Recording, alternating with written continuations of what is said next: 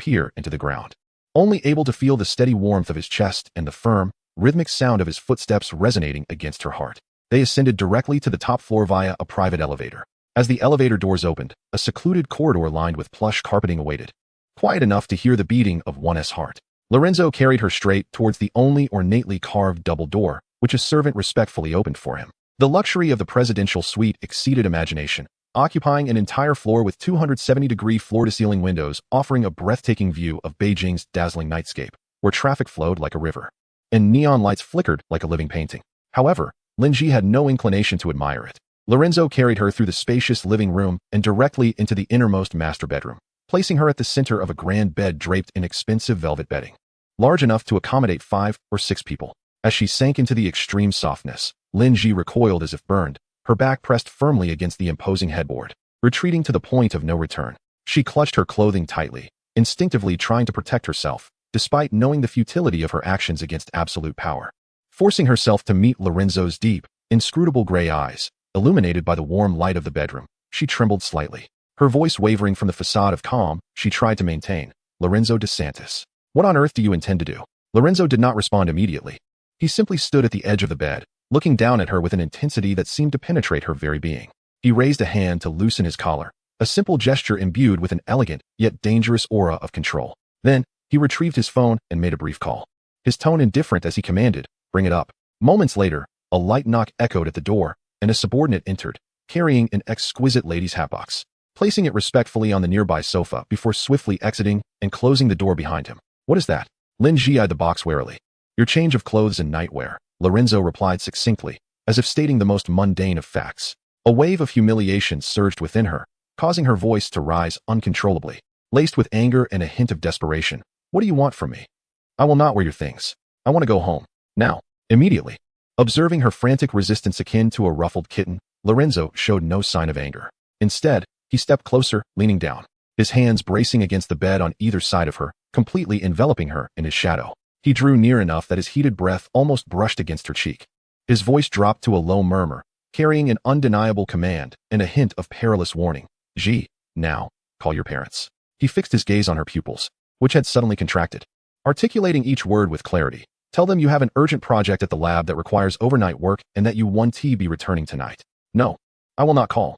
Linji shook her head vigorously, her voice cracking with anguish. "I will not stay here. You have no right to imprison me." "No right." Lorenzo chuckled softly, the sound devoid of warmth. He reached out, seizing her slender wrist with a grip so strong that it elicited a cry of pain from her, effectively immobilizing her resistance. He leaned closer to her ear, his voice a mere whisper, like that of a devil's. "It seems we need to revisit the topic concerning your friend Yasi Wenawaizi and the fate of his family. Zai, do not test my patience, nor bring trouble upon your friend." He withdrew slightly, his gray eyes icy. "As for your laboratory and your mentor, I shall make the necessary arrangements to ensure your lies remain impeccable." His gaze traversed her pale face, infused with a possessive desire. "You shall remain here, accompanying me." A wave of cold despair engulfed Lin Zai in an instant. She looked at the man before her, his handsome visage illuminated by the light, yet his methods were devilish. He wielded her concerns for those she cared about as leverage, effortlessly shattering any resistance she had left. Tears flowed silently as she trembled, reaching for her phone that he had tossed onto the bed. Under his suffocating gaze, she dialed her home number. "Mom," her voice quivered, strained to suppress her emotions. "I have an urgent data task to handle tonight. I may have to pull an all-nighter. Don't worry, I'm in the lab, it's very safe." "Yes, I will take care of myself." The moment she hung up, it felt as if all her strength had been drained, and the phone slipped from her grasp, landing softly on the carpet without a sound. Observing her submissive demeanor, Lorenzo's taut jawline seemed to soften just a fraction. A faint, almost satisfied smile graced his lips. "Excellent."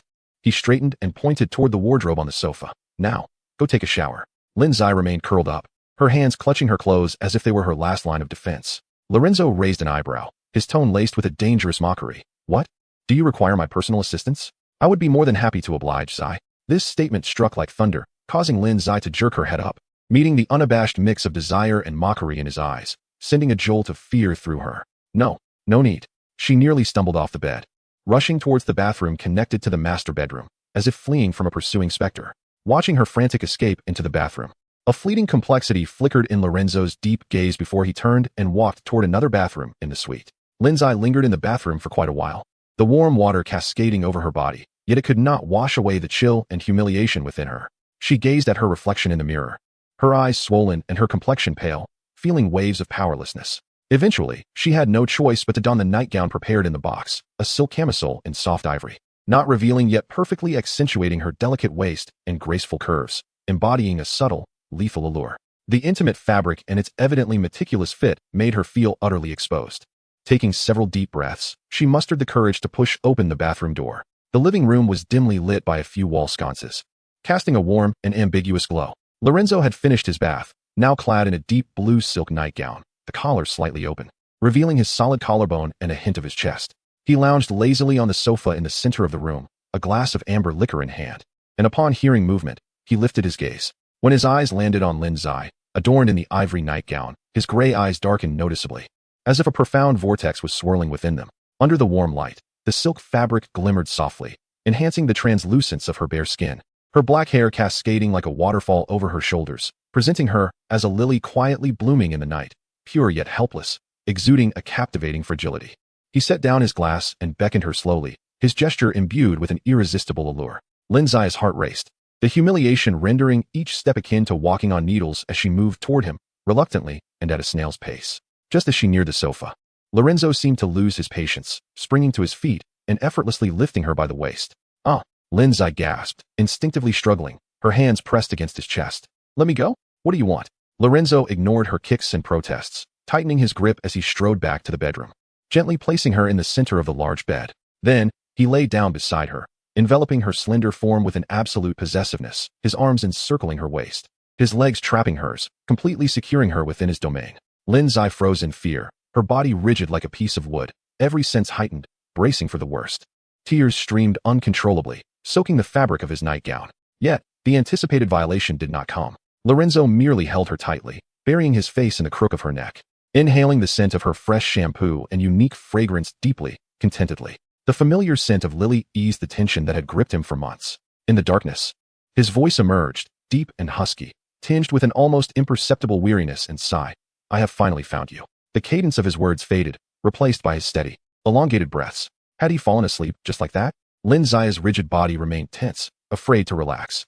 She attempted to push him away, only to discover his arm was immovable, as if welded to her. The formidable force of his embrace rendered her struggles futile. Time slipped by in silence, the city's clamor outside fading into the distance. The tautness of her nerves and the emotional upheaval of the night ultimately overcame her fear and vigilance. An overwhelming exhaustion washed over her like a tide, her eyelids growing heavier, until, enveloped in that familiar yet heart-stirring masculine presence, she succumbed to a restless slumber. In the opulent yet cold presidential suite, only the sound of their entwined breaths lingered. Chapter 27. Shackle's morning sunlight filtered through the heavy curtains of the presidential suite, casting a narrow, pale beam on the carpet. Lin's had awakened early, or rather, she had hardly slept at all. The man beside her remained in deep slumber, his arm like the most robust iron chain, firmly securing her waist within his domain. His steady breathing brushed against her hair, the familiar scent of cedar now an invisible prison, rendering her motionless, even her breaths cautious. She lay quietly, her eyes wide open, staring at the ornate crystal chandelier overhead, her gaze hollow, as if her soul had detached from the compliant shell of her body. The struggles, fears, and humiliations of the previous night had all coalesced into the present stillness. She understood that resistance was futile, especially after he had leveraged Yasi and the Wenawazi family against her. As the daylight fully illuminated the outside world and the city's awakening sounds gradually emerged, Lorenzo stirred, tightening his embrace as if to confirm her presence even in slumber. Slowly, he opened his eyes. His deep gray irises held a hint of lazy haze upon waking, but quickly restored their usual clarity and sharpness. He lowered his head to gaze at Lin Ji, who lay in his arms, stiff as a marionette. His fingertips unconsciously brushed against the delicate fabric at her waist, sensing her immediate tension. Awake? His voice, raspy from slumber, retained an air of authority. Lin Ji did not respond. She merely turned her head away, avoiding his gaze. Lorenzo paid no heed to her silence. He released his embrace and sat up. The neckline of his silk pajamas parted slightly with his movement, revealing the chiseled contours of his chest, exuding a potent masculine aura in the morning light. He picked up the intercom phone at the bedside and issued a few terse commands. Then, he turned his attention back to Lin Ji, still curled up in bed. His tone was calm, yet imbued with an unmistakable directive. "You may proceed to the laboratory." Lin Ji abruptly turned her head, disbelief etched on her face. Was he truly allowing her to leave this room? Observing the flicker of astonishment in her eyes, quickly followed by a deeper sense of wariness, Lorenzo's lips curved into a faint smile, a hint of dominance. Of course, you must fulfill your responsibilities. He spoke slowly, as if a benevolent partner supporting his counterpart's endeavors. I will send someone to accompany you, ensuring your safety and addressing all your needs. He emphasized the word needs, imbuing it with an air of invisible surveillance. Rising to his feet, his towering figure cast an oppressive shadow at the bedside. He paused momentarily at the entrance to the wardrobe, turning his back to her as his voice resonated clearly. I will arrange matters regarding the European trip promptly. Rest assured, everything will be of the highest caliber, allowing you to engage in academic exchanges without distractions. Europe, Lin Ji murmured, her heart gripped by an icy hand. She envisioned the seemingly glamorous academic journey, concealing a far more splendid, yet inescapable prison. A wave of profound helplessness washed over her. She ceased to struggle or protest, silently sitting up. Like an exquisite doll devoid of spirit, her gaze hollow as she stared ahead. When Lorenzo emerged from the changing room, he was met with her compliant, lifeless demeanor. This was a stark contrast to the girl who had displayed subtle expressions and even dared to confront him sharply in Arthur's presence the previous day. A barely perceptible irritation flitted across his mind, quickly overshadowed by a stronger, more possessive desire. He preferred her to remain quietly within his control rather than witness her smile at another man. He approached her, extending his hand as if to caress her cheek. But Lin Ji instinctively flinched away. His hand halted midair before he casually withdrew it, slipping it into his trousers pocket. The smile at the corner of his lips deepened slightly, tinged with a near-cruel satisfaction. Go, do not delay your work. Lin Ji nearly fled the suffocating hotel room. Two men, dressed in plain clothes yet exuding a cold demeanor, followed her like shadows, maintaining a distance that was neither too close nor too far. The early summer sun bathed the lush trees of Tsinghua Yuan in warmth, as students hurried by, books in hand, brimming with vitality. Yet, all of this appeared shrouded in a dark filter through Lin Ji's eyes. Freedom seemed tantalizingly close, yet impossibly distant. With her head bowed, she hastened toward the science building, eager to immerse herself in familiar experiments and data, seeking a fleeting numbness. However, just off the path near the entrance, a familiar figure halted her in her tracks. Arthur Wentworth stood there, clearly having waited for some time. Clad in a simple white shirt and khaki trousers, he stood tall, his golden brown hair shimmering gently in the sunlight. Upon seeing Lin Ji and the two guards who were evidently Lorenzo's subordinates trailing her, a flicker of worry and anger crossed his azure eyes. He rushed forward. Ji, as he called her name, the two guards swiftly stepped in front of him, their expressions impassive, firmly blocking the space between him and Lin Ji, silently declaring a prohibition on approaching. A surge of long-repressed anger and humiliation flooded Lin Ji's heart. Must even the most basic of social interactions be monitored? She abruptly lifted her head, her previously vacant eyes sharpening with intensity as she addressed the two guards in a voice laced with icy indignation. He is my friend. What? Am I now denied the right to speak to a friend? Are you intent on completely imprisoning me? Her sudden outburst caught the seasoned guards off guard. They evidently did not anticipate this usually gentle and composed girl to display such firmness. Exchanging glances, they glanced at the black car parked not far away. Receiving some unspoken command, they ultimately retreated a few steps, yet remained within a distance to intervene at any moment. With the obstacle temporarily removed, Arthur advanced, his worried gaze scrutinizing Lin Ji's pale and fatigued face. Ji, are you all right? Did he do anything to you last night? His voice was low, filled with urgency and concern. Looking into his eyes, brimming with genuine worry, Lin Ji felt a lump in her throat, her facade of strength nearly crumbling. She shook her head vigorously, her voice trembling. No, he did not. She could not articulate the mental confinement and threats that weighed heavier than any physical harm. Taking a deep breath, she endeavored to compose herself and continued. But he will arrange for me to go to Europe, that so-called academic exchange. Her voice trailed off, tinged with a resigned weariness. I do not wish to go, Arthur. I understand what that entails. Her gaze dimmed, as if she had already glimpsed an inescapable fate ahead. Arthur, witnessing her desolation, felt his heart sting as if pricked by a needle. Without hesitation, he firmly grasped her icy hand, attempting to convey warmth and strength. Ji, listen, do not lose hope. His tone was steady and resolute. I will do everything in my power to help you. I will not allow him to take you away like this. But this will implicate you, implicate your family. Lin Ji raised her tear-filled eyes, filled with gratitude, yet overshadowed by deep concern. For you, these risks are worth taking. Arthur interrupted her, determination glinting in his blue eyes. The Wentworth family is far from fragile. I have my own ways and connections. Rest assured, I will find a solution. He gently patted the back of her hand, his tone softening with encouragement. Now, my scientist, you must return to work. Do not let these matters affect your cherished research. Stay calm, as you always do. His words were like a warm breeze, momentarily dispelling some of the shadows in Lin Ji's heart. She gazed into his steadfast and gentle eyes, a flicker of hope rekindling within her. Nodding, she firmly grasped his hand. Thank you, Arthur. Under Arthur's complex gaze, filled with encouragement and concern, Lin Ji turned away. stepping heavily toward the entrance of the science building. The two guards silently followed, the sunlight stretching her shadow long, yet failing to illuminate the confusion ahead. She knew that after a brief taste of freedom, what awaited her was Lorenzo's meticulously woven journey to another cage in Europe. And Arthur was the only fragile straw she could grasp in this mire of despair. Chapter 28 Family Dinner. The waning light of the setting sun bathed the skyline of Beijing in a warm hue of orange-red. With heavy footsteps, Lin Ji emerged from the science building. After a day filled with intense concentration, fatigue washed over her like a tidal wave. But what weighed more heavily on her heart was the burden of an unseen stone. To her surprise, neither Lorenzo's ostentatious luxury car nor his shadow-like bodyguards awaited her downstairs. And even Arthur was absent today. This unusual freedom stirred a flicker of unease within her. She shook her head, attempting to cast aside the turbulent thoughts. Regardless, it was a relief to momentarily escape Lorenzo's gaze and breathe air untainted by his presence. She needed to return home, to that sanctuary that offered her fleeting comfort and warmth. Steeling herself, Lin Ji took the subway back to the faculty community where her parents resided, a place steeped in the aroma of books. As she pushed open the familiar gate, her father's hearty laughter resonated from the small garden, accompanied by a deep, magnetic voice responding to him. Her heart sank suddenly, and her steps froze at the threshold. Through the rose-covered trellis, she could clearly see her father seated face-to-face with Lorenzo DeSantis by a wrought-tan coffee table. Her father wore a rare expression of joy as he conversed with a kindred spirit, while Lorenzo had donned a relatively casual deep blue bespoke outfit today. His shirt collar loosely undone, exuding less of a ruthless business magnate's sharpness and more of a refined gentleman's elegance.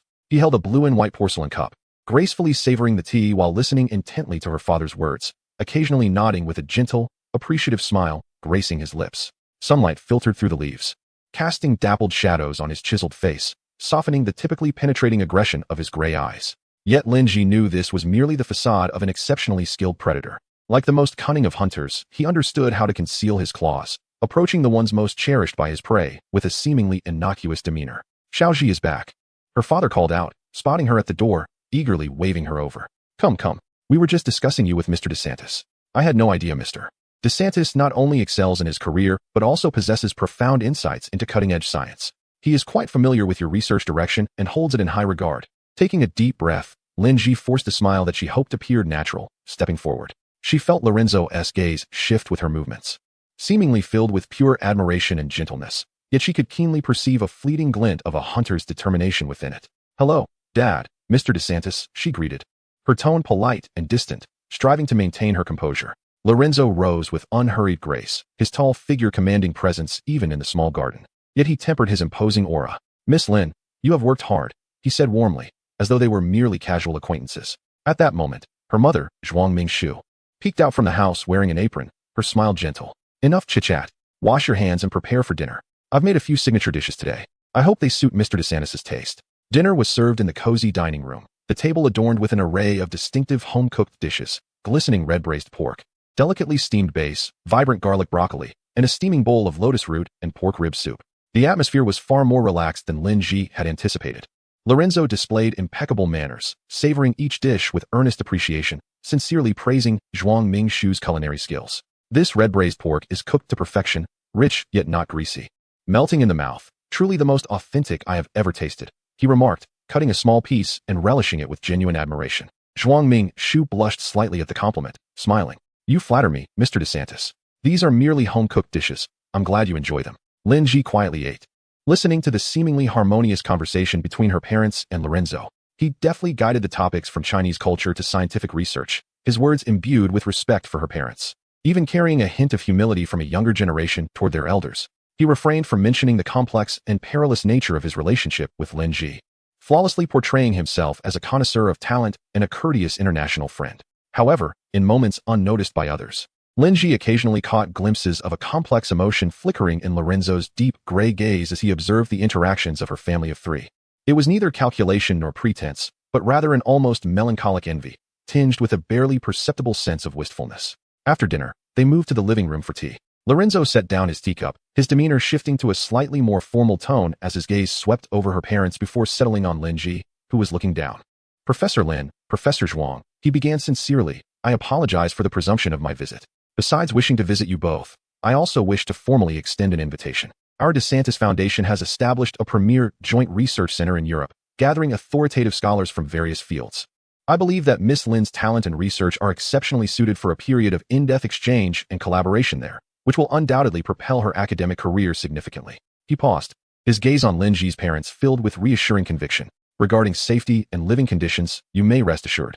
I will personally oversee everything, ensuring that Miss Lin has the most comfortable, secure environment and the finest research resources during her time in Europe. This is not merely an academic opportunity, but also an experience that will broaden her horizons and integrate her into the international academic elite. Upon hearing this, Lin Ji's parents exchanged glances. They had previously heard from the laboratory head about this academic exchange program and were aware of the generous conditions offered. Hearing Lorenzo's sincere assurances now left them somewhat swayed. As scholars, they recognized how rare such an opportunity was for their daughter. Xiaoji, Lin Yizhou said gently. Looking at his daughter, Mr. DeSantis's offer is indeed a rare opportunity. However, ultimately, whether to go or not depends on your own wishes and plans.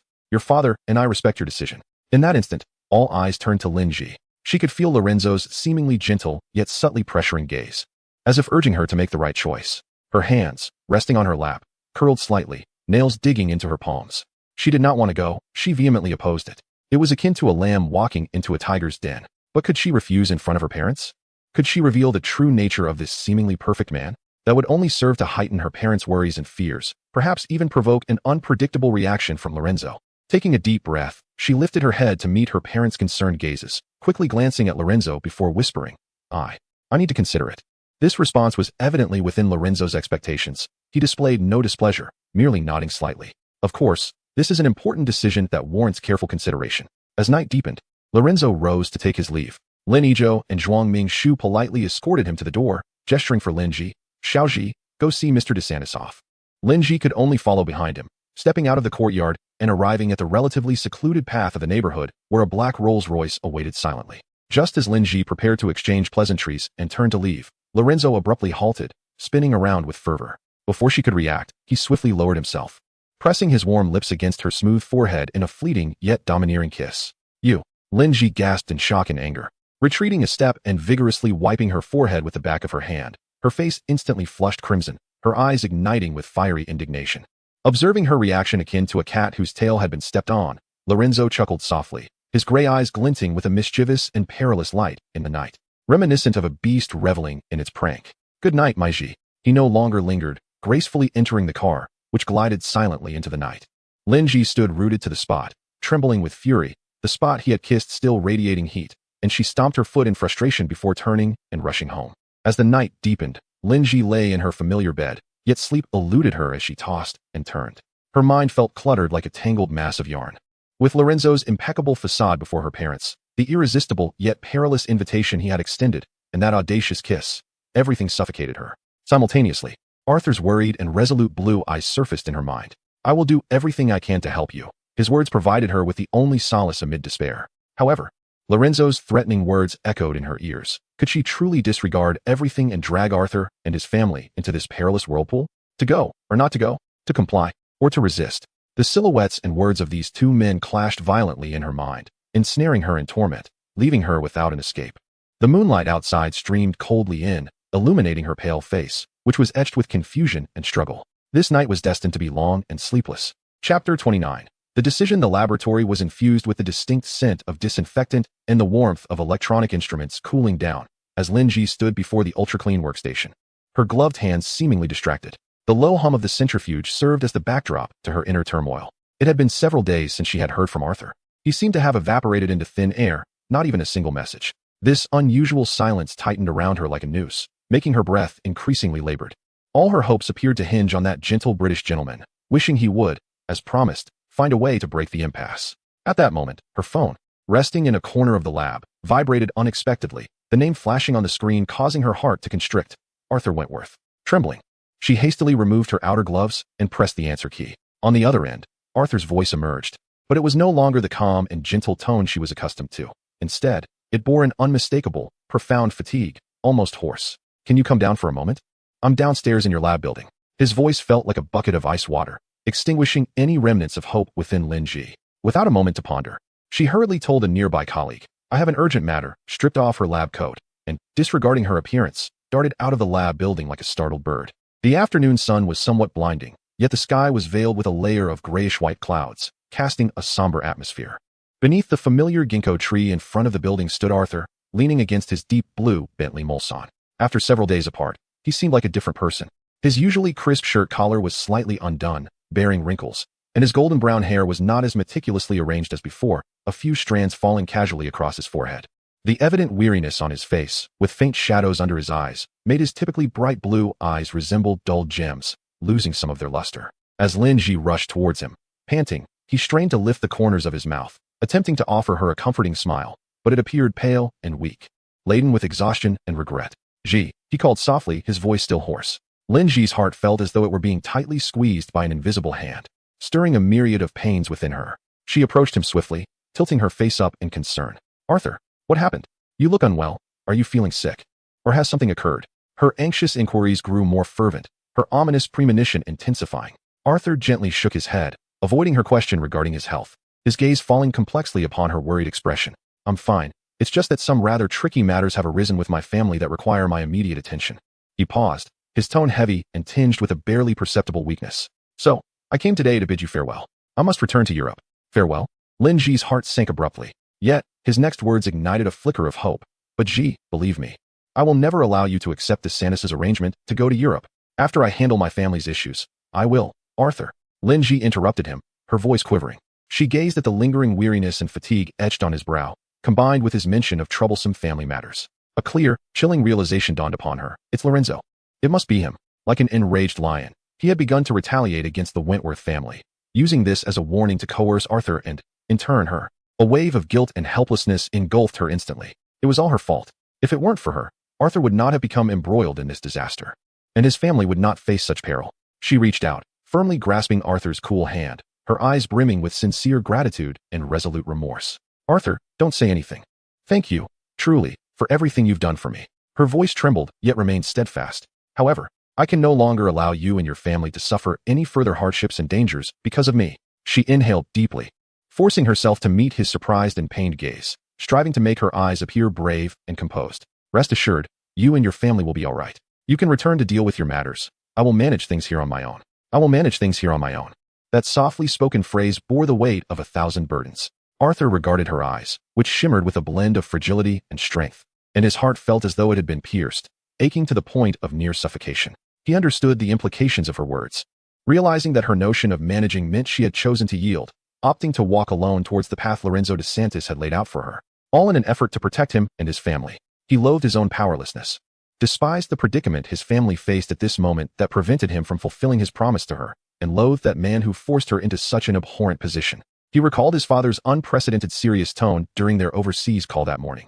The family's significant projects and partners in Europe had simultaneously come under attack and divestment from unknown forces, creating a dire situation. His father had ordered him to return immediately to take charge and address the crisis. He could not abandon his family, yet equally, he could not bear to watch Lin Ji plunge into the flames. This agonizing dilemma left him tormented. Ji, he wanted to say something, words of comfort or apology, but found that any language at this moment felt utterly powerless. Lin Ji gently shook her head, forcing a smile that was more grotesque than tears. Don't say anything, Arthur.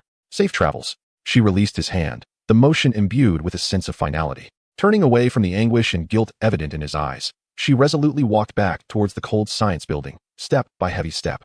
Sunlight filtered through the clouds, reluctantly casting a few rays that elongated her shadow, suffused with a sense of desolation. It was only upon entering the building, severing all outside gazes, that Lin Ji leaned weakly against the frigid wall, tears finally cascading down her cheeks in silence. She wept for her fate, and for the one who had sincerely aided her. Yet, tears could alter nothing. She vigorously wiped her eyes, the last remnants of hesitation and uncertainty replaced by a resolute determination. Trembling, she extracted her phone from her pocket and located the number. Her fingertips hovered momentarily over the cold screen before she decisively pressed the call button. The phone was answered almost immediately, as if the other party had been waiting.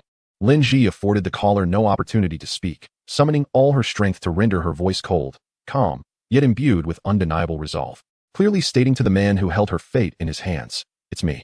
I want to see you." Chapter 30. Return. The roar of the airplane seemed to echo in her ears as Lin Ji's feet once more touched European soil. An overwhelming sensation of familiarity intertwined with despair washing over her. Heathrow Airport buzzed with its usual activity, but this time, she was no longer the young scholar brimming with dreams of competition. Instead, she felt like a marionette manipulated by fate, accompanied by the man, Lorenzo DeSantis. from whom she desperately sought to escape, yet was bound to obey. He wore a perfectly tailored black long coat, his posture as erect as a pine tree, exuding an undeniable aura of authority amidst the bustling crowd. Several sharply observant subordinates in casual attire silently cleared a path through the throngs of people for them. Linji briefly closed her eyes, her mind replaying the conversation with Lorenzo from days prior in a hotel suite overlooking half of Beijing, a dialogue akin to signing a humiliating treaty. At that moment, she sat upright, striving to keep her voice steady, presenting him with 3 conditions. First, to immediately cease all oppressive actions against the Wentworth family, ensuring their normalcy was restored. Second, during her time in Europe, he could not interfere with her scientific research in any form, granting her absolute freedom to enter and exit the laboratory and pursue her projects. Third, she insisted on living independently, never residing in his estate. Lorenzo had been seated on the sofa opposite her, his fingers holding an unlit cigar, his deep gray eyes resembling a tranquil yet unfathomable abyss, quietly assessing her courage and the determination behind it. After a moment of contemplation, just as Linji thought he might refuse, he slowly replied in a low, steady voice, "Agreed. As long as you are willing to board a flight to Europe, I can accommodate these requests." However, he swiftly shifted the conversation, asserting his undeniable control. "Yet, correspondingly, you must adhere to my conditions. First, from now on, you are forbidden to see Arthur Wentworth. Any form of contact is prohibited. Second, after each day of research, you must join me for dinner. That is non-negotiable. Third, I reserve the right to see you whenever I wish. You cannot refuse." Each of his stipulations tightened the invisible shackles around her neck. Not seeing Arthur severed her only external support. Dining together ensured she remained within his watchful gaze. The right to see her at any time utterly stripped her of her last vestiges of personal space and freedom. Linji's fingertips dug deeply into her palm, inflicting sharp pain. Silently, she held his gaze for what felt like an eternity, and finally, as if all her strength had been spent, she reluctantly nodded. "Okay." As the tide of memory receded, Linji reopened her eyes, her gaze now a void of icy stillness. Following Lorenzo into the awaiting convoy, silence enveloped them. Outside the car window, London-esque scenery rushed by, Gothic spires, red buses, and a gray sky starkly different from Beijing. All reminders that she had once again returned to this man's sphere of influence. Lorenzo appeared in good spirits, even making an exception by not insisting she share a vehicle with him, instead allowing a female bodyguard to accompany her in the back seat. Upon arriving in London, he first took her to a Michelin 3-star restaurant for dinner, the atmosphere eerily quiet. He occasionally served her dishes, describing their characteristics as if they were merely an ordinary couple with a subtly intricate relationship. After dinner, the convoy did not head towards the fortress-like Hampstead Manor in the suburbs, but instead halted in a serene residential area near central London. A 3-story independent villa, distinctly showcasing Georgian architectural style, came into view. With its white exterior and black window frames, it appeared both quaint and exquisite. "From now on, you will reside here," Lorenzo stated, opening the car door for her with an impassive tone. When he pushed open the villa's heavy oak door and turned on the lights, Linji was taken aback. The interior was not the cold luxury she had anticipated, but rather a blend of modern comfort and classic charm. The color palette warm and inviting. Yet, what astonished her most were the numerous photographs adorning the walls of the living room, hallway, and even the staircase's corner. Portraits of her immersed in experiments, walking through Tsinghua Garden with a book in hand, and smiling during award ceremonies, many of which she had no memory of being taken. Each image was meticulously framed, as if she had always been the mistress of this abode. Passing through the living room and opening the glass doors, she was greeted by a beautifully maintained small garden. Though night had fallen, the carefully arranged garden lights illuminated the vast blooms of white lilies and jasmine, filling the air with their sweet, elegant fragrance, her 2 favorite flowers. They blossomed quietly in the night, pure and flawless, creating an oddly harmonious yet contradictory ambience with the villa and the man to whom it now belonged. Linji turned to Lorenzo, astonished, unable to comprehend how he knew such intimate details and even prepared this for her. Lorenzo did not directly answer. Instead, disregarding her subtle resistance, he firmly yet naturally took her hand, guiding her into the fragrant blossoms. They sat together on a white bench in the garden's center, surrounded by lilies and jasmine, as if they were enveloped in a secluded, pure white dream. "From the first moment I saw you in that alley," his voice resonated in the night, deep and imbued with an unusual gentleness, his gray eyes gazing into hers as if peering into the depths of her soul. "I knew you were a girl as pure as a lily, brave, kind, imbued with a unique Eastern fragrance, yet unyielding." These unexpectedly tender words, reminiscent of a confession, made Linji's heart skip a beat, then race in a flurry. This gentleness, distinct from the previous forceful allure, left her feeling more disoriented than direct threats ever could. She abruptly rose to her feet, as if scalded, staggering a few steps backward, turning her back to him, her voice tinged with a barely perceptible tremor. "It is getting late. I need to rest. Please leave. Behind her, silence lingered for what felt like an eternity. Only the soft rustle of the evening breeze through the leaves accompanied the thunderous beating of her heart. Just as she began to think he might actually depart, a sudden flurry of footsteps rushed towards her from behind. Startled, she turned around, but before she could react, Lorenzo had pounced upon her like a predatory leopard. One arm encircled her waist while the other gripped the nape of her neck, delivering a searing, domineering kiss, infused with an irresistible force and a long-suppressed yearning. Me.I'm.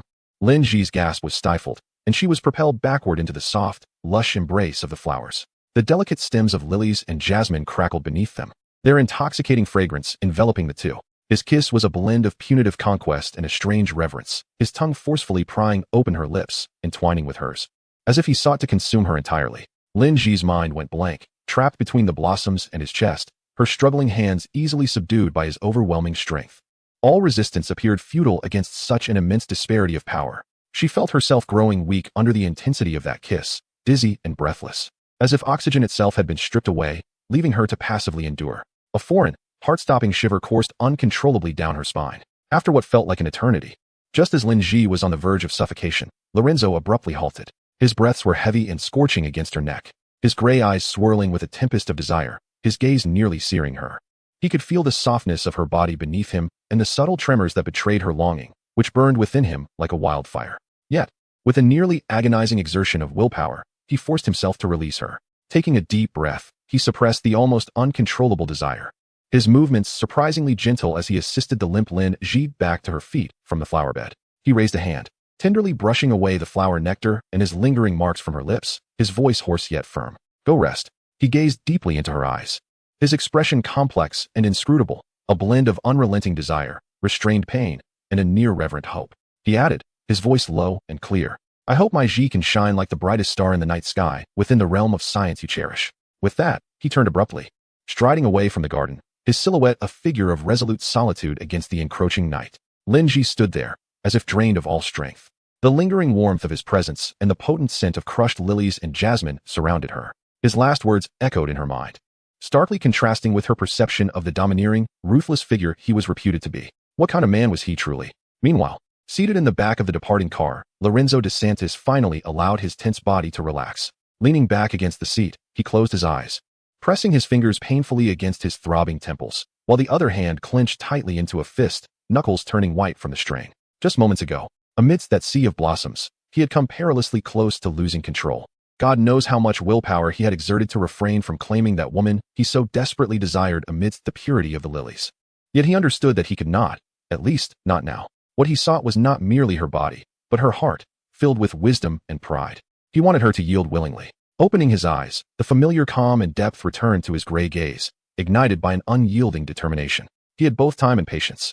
He was confident that he could inspire her to fall for him willingly. The night was deep, and the car glided silently through the streets of London. Chapter 31. Splendor Time slipped away quietly between the beakers and data. Lin Ji found herself unexpectedly immersed in an unprecedented, highly focused period of research.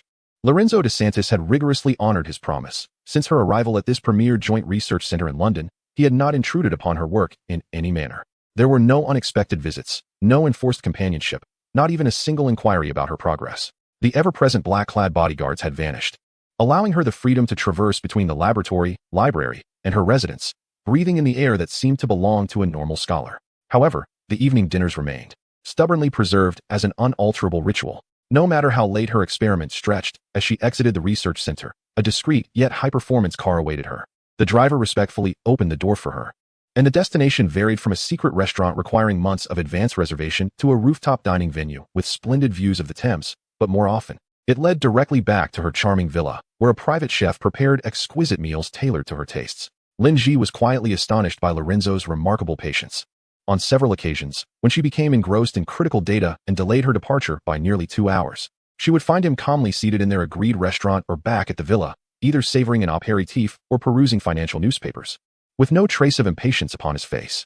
When she arrived, he would merely lift his deep gray eyes to her slightly fatigued countenance and calmly signal to the waiter or butler that they could serve the dishes.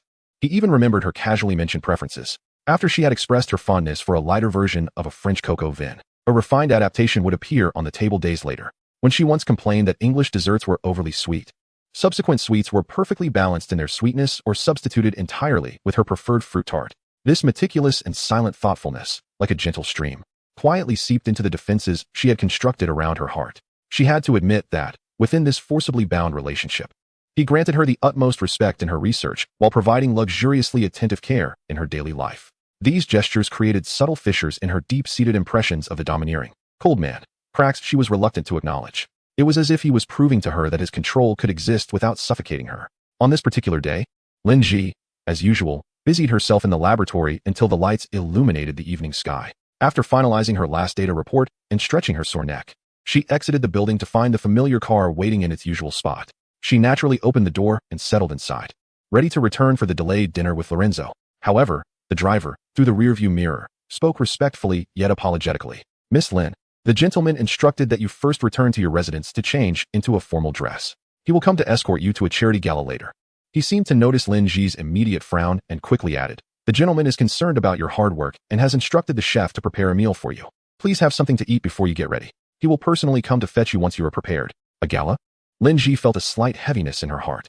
She abhorred the clinking of glasses and the insincere pleasantries exchanged in social gatherings, particularly in the presence of Luolanzuo. She could almost envision herself as a displayed treasure, subjected to various scrutinizing, envious, or fearful gazes. It was akin to another form of confinement. Yet, she found herself devoid of choice. The agreement, which leveraged the safety of the Ye's family, weighed heavily upon her heart. After a brief silence, she imperceptibly nodded and directed her gaze to the swiftly retreating London nightscape outside the window.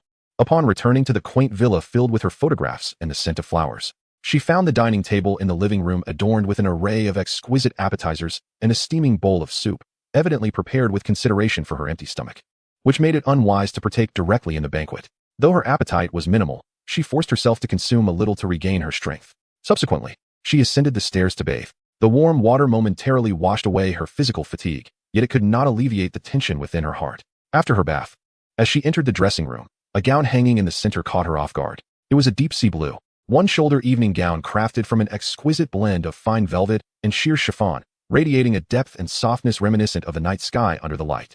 The dress bore no superfluous embellishments, relying solely on precise tailoring and the fabric's graceful drape to outline extraordinarily elegant and fluid lines. It was beautiful and noble, yet unassuming, exuding a subtle intellectual beauty that starkly contrasted with the ostentatious evening gowns she had previously envisioned.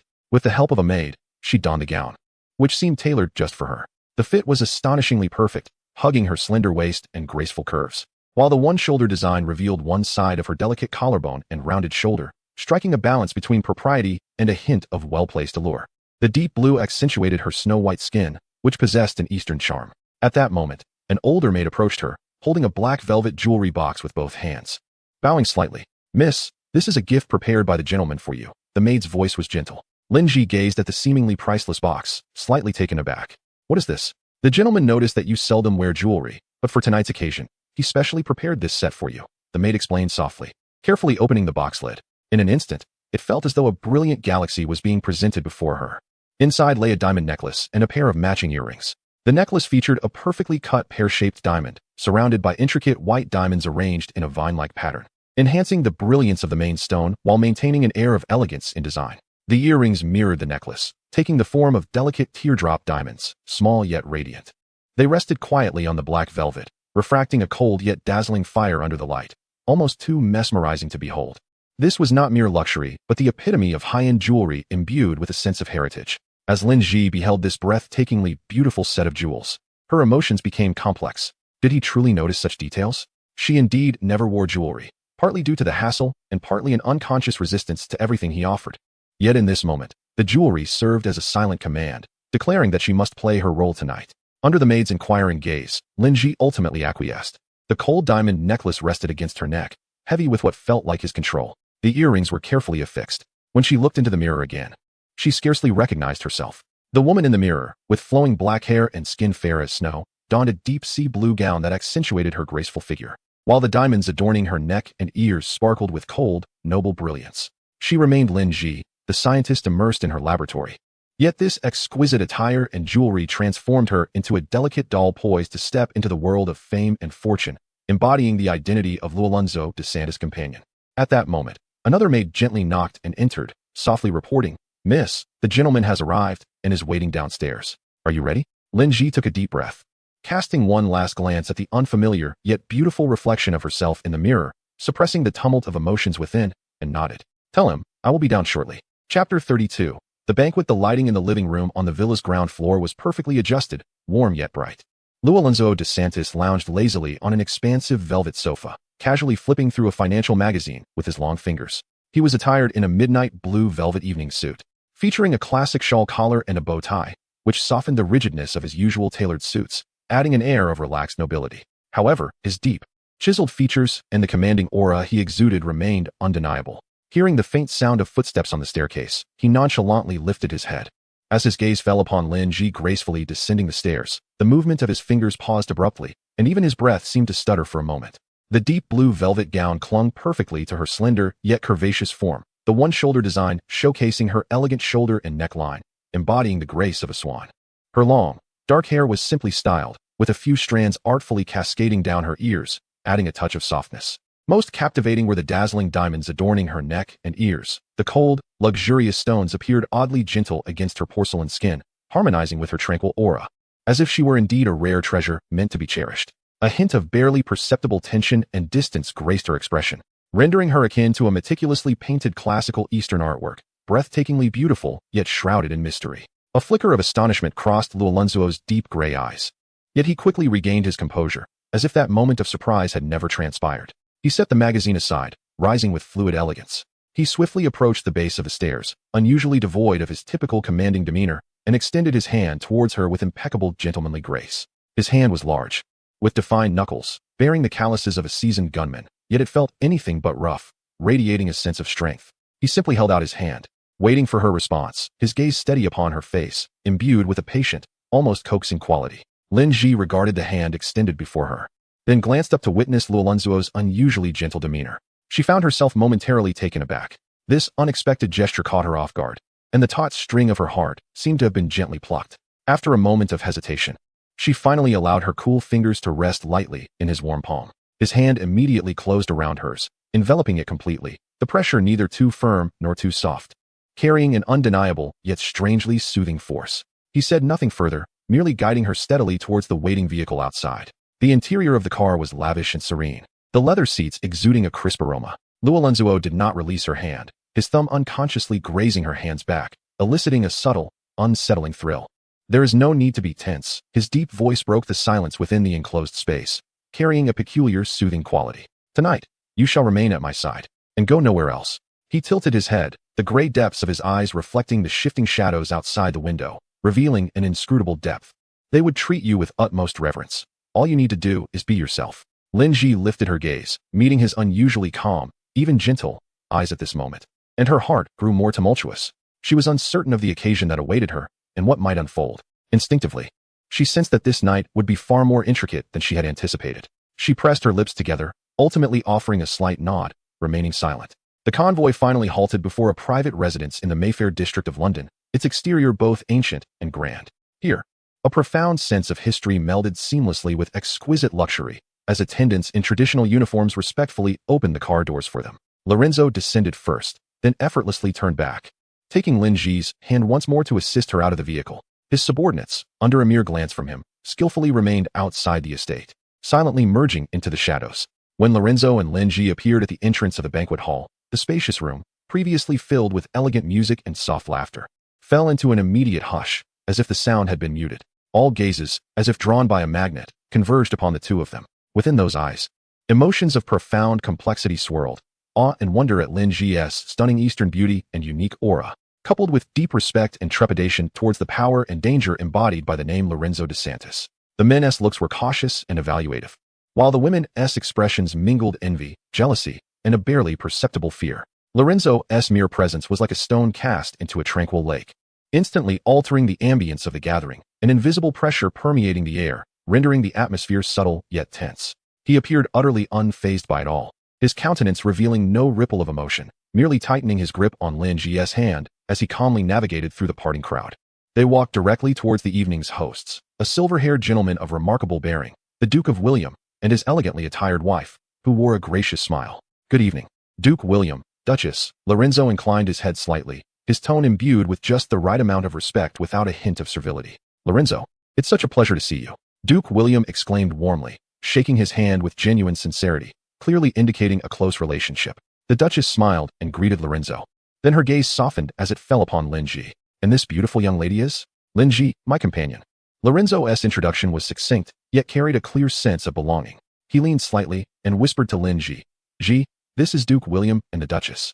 Lin Ji maintained a poised smile, following the etiquette Lorenzo had briefly advised, offering a slight curtsy. Yet within her, tumult surged. Duke William. He was one of the oldest and most powerful hereditary nobles in England. Lorenzo was, astonishingly, close friends with a member of this royal echelon. She had thought him merely a mafia overlord controlling a vast dark empire, only to realize now that his influence and power had permeated the upper echelons of European authority and social circles beyond her imagination. This revelation deepened her wariness of the man beside her and ignited an insatiable curiosity. As Lorenzo exchanged pleasantries with the Duke and Duchess, the previously frozen atmosphere of the banquet began to flow again, yet all attention remained subtly focused on them. Prominent political figures, wealthy elites, and social luminaries approached Lorenzo with respect and humility, their demeanor courteous and deference palpable. They too cast curious and flattering glances at Lin Ji, but she could sense that much of it stemmed from their fear of Lorenzo. Standing quietly beside Lorenzo, Lin Ji listened to the social niceties that failed to pique her interest, gradually feeling a sense of ennui. At that moment, a bony hand extended a delicate bone china dish toward her, presenting an array of her favorite savory treats. Surprised, she looked up to meet Lorenzo's gaze. "Relax," his voice, soft yet filled with rare consideration, advised. "Have a bite. The dinner will take a while." He had noticed her discomfort and even remembered her preferences. Lin Ji felt a gentle tug at her heartstrings. She silently accepted the dish. Soon after, Lorenzo personally retrieved a beautifully colored, non-alcoholic concoction from a server's tray, naturally handing it to her other empty hand. "Drink this," he stated matter-of-factly, his tone leaving no room for argument. Lin Ji stared at the juice in her hand, momentarily taken aback. She never drank alcohol, regardless of the occasion. This was something she had never explicitly communicated to him, yet he had noticed. Such meticulous attention and care, far beyond the bounds of their agreement, complicated her perception of Lorenzo. He seemed not to be the mere demon she had imagined, one who resolved issues solely through power and violence. As she nibbled on the treats and sipped the juice, her gaze involuntarily followed Lorenzo as he effortlessly mingled with the assembled dignitaries. Observing him conversing with influential figures, his demeanor calm and commanding, she noted the stark contrast between his inherent regal presence and the occasionally domineering yet considerate manner he exhibited in her company. Deep within, her curiosity about him expanded, much like ripples spreading across a lake. What other facets of this enigmatic and powerful man lay hidden from her view? Chapter 33. Shock. The melodious strains of a string quartet flowed beneath the lofty dome of the banquet hall, intertwining with the dazzling reflections of the crystal chandeliers, creating an ethereal ambience of opulence. The long main dining table was adorned with impeccably pressed white linen, set with gleaming silver cutlery and crystal glassware, every detail a testament to the heritage and refinement of an ancient noble lineage. Lorenzo was naturally guided to the primary guest seat beside Duke William and the Duchess, while Lin Ji, as his companion, was seated at his side. This positioning undeniably placed her at the center of the entire banquet hall's gaze, rendering her acutely aware of the scrutiny, yet outwardly, she maintained a composed demeanor. As they settled in, Lorenzo gracefully pulled out her chair, his actions elegant and impeccable. Just as she sat down, the fabric of her gown not yet smoothed, his warm hand discreetly reached beneath the tablecloth, exerting a gentle yet undeniable force to encircle her slightly curled fingers resting in her lap. Lin Ji stiffened, instinctively attempting to withdraw, only to find her hand gripped even tighter. He then leaned closer, his warm breath laced with hints of cigar and mint brushing against her sensitive ear, his voice low enough for only them to hear. "Tonight's chef is an esteemed gentleman the Duke specially invited from the south of France, a rarity indeed. His truffle foie gras and champagne-baked snails are exceptional. I believe you will enjoy them." His tone carried an intimate air of sharing a secret, as if he were unveiling a rare treasure. This sudden closeness and the clandestine contact beneath the table made Lin Ji's heart race uncontrollably, her cheeks flushing slightly. She forced a smile, albeit faint and somewhat stiff, in response. Simultaneously, she discreetly exerted force on her wrist, subtly extricating her fingers from his entanglement and placing them back on her lap with an air of propriety, her fingertips slightly paling from the exertion.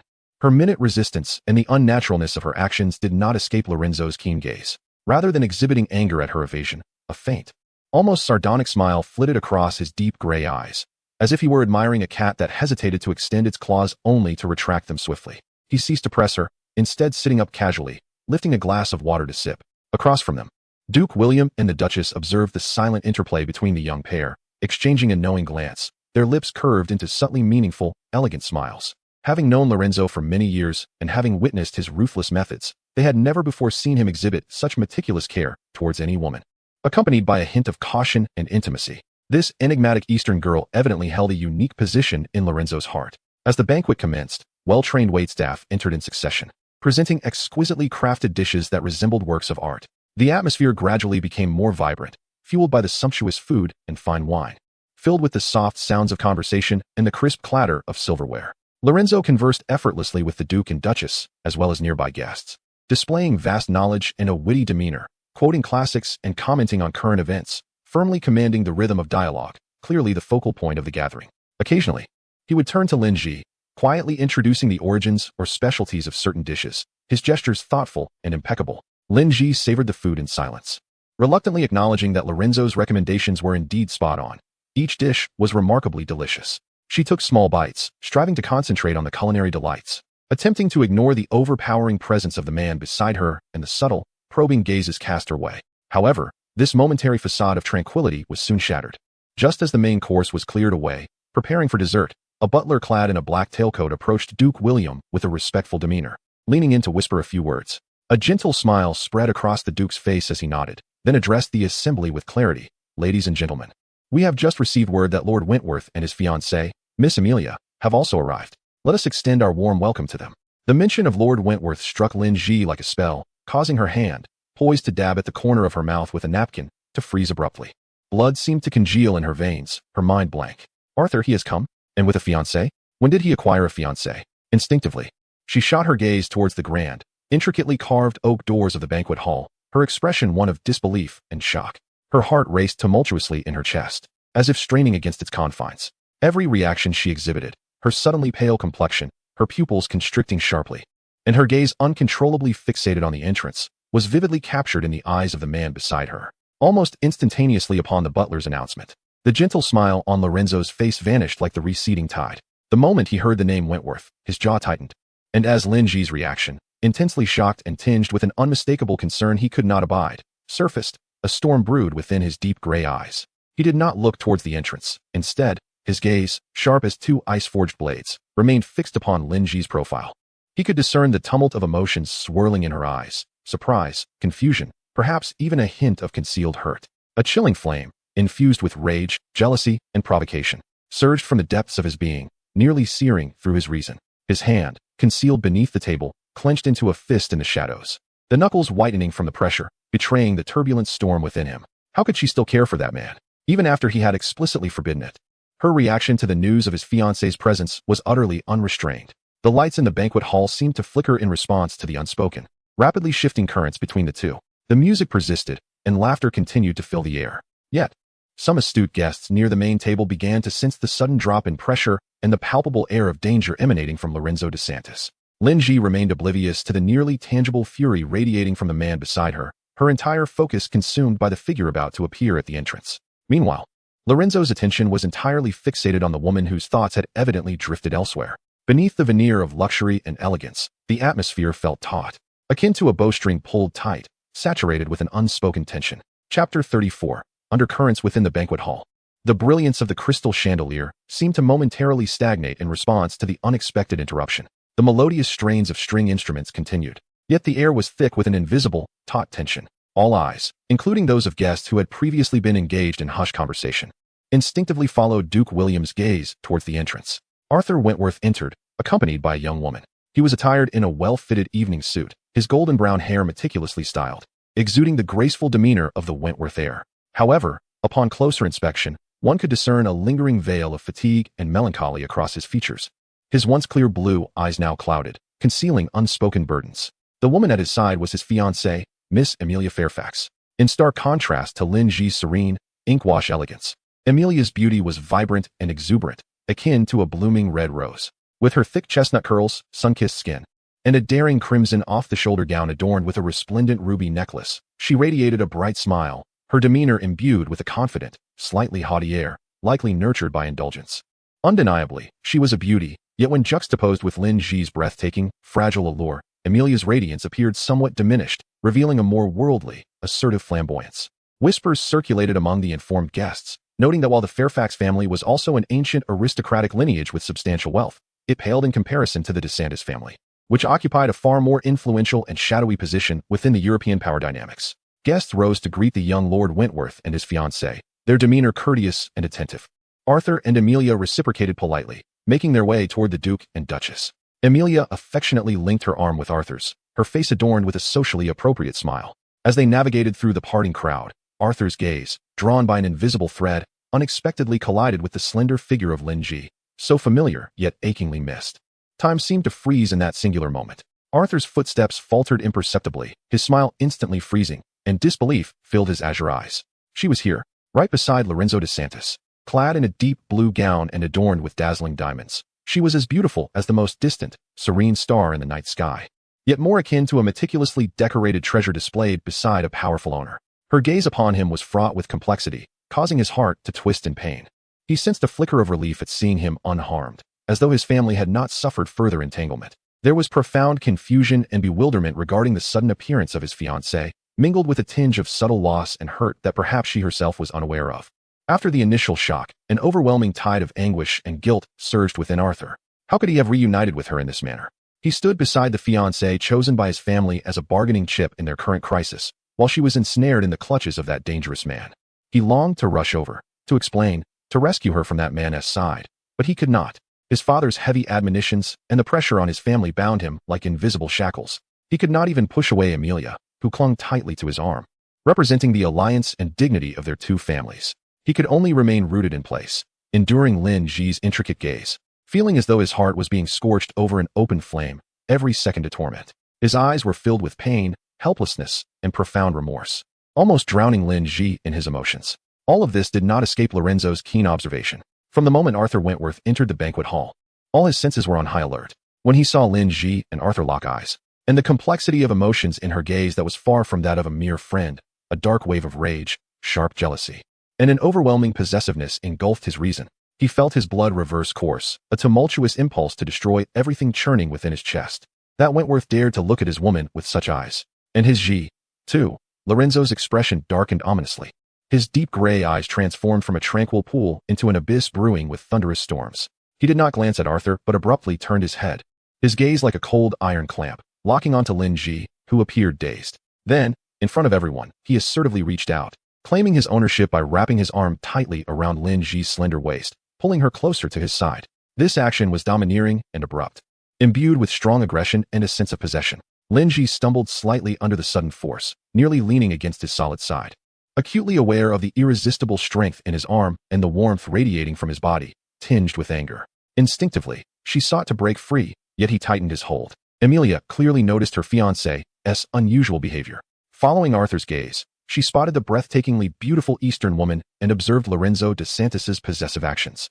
Although she was unclear about the specifics, Arthur's overt fixation on another woman and the man beside her exuding such formidable presence stirred a wave of sourness and discomfort within her. She gently shook Arthur's arm, softly calling Arthur. The atmosphere in the room plummeted to a freezing point. The music seemed to become awkward, and conversations around them hushed, with numerous gazes darting between Lorenzo, Lin Ji, Arthur, and Amelia, filled with inquiry, curiosity, and a hint of excitement akin to spectators awaiting a show. At that moment, the elegantly poised Duchess, who had been observing with a smile, gracefully stood up, perfectly breaking the suffocating stalemate.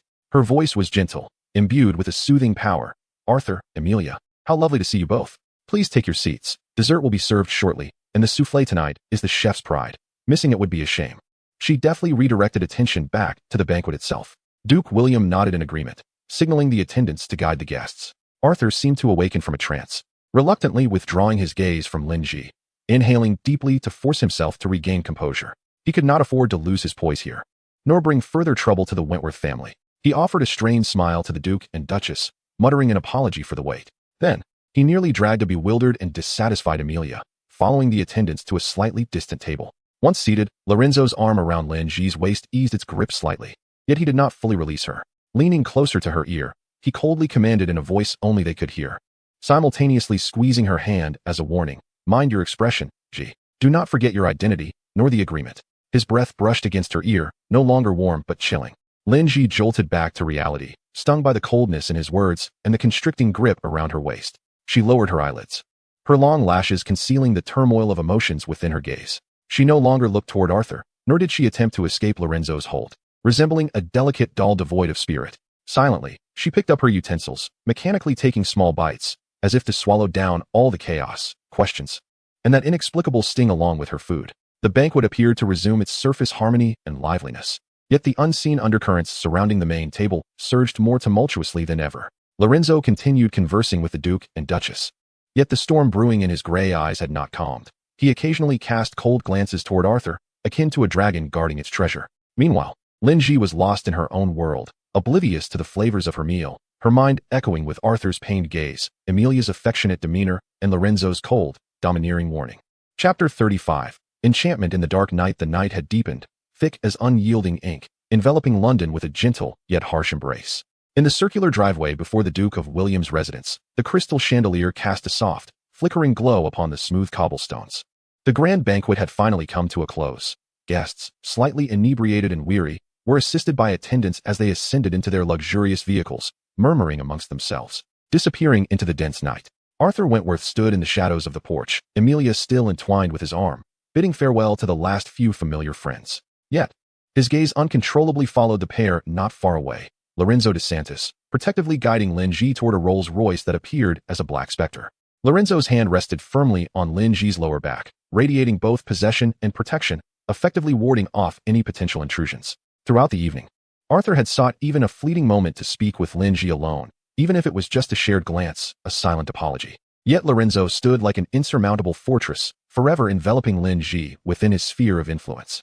Even when she ventured to the restroom, a devoted maid accompanied her closely. At this moment, witnessing her imminent departure, Arthur's heart brimmed with helplessness and bitterness, the sorrow in his cerulean eyes almost spilling over.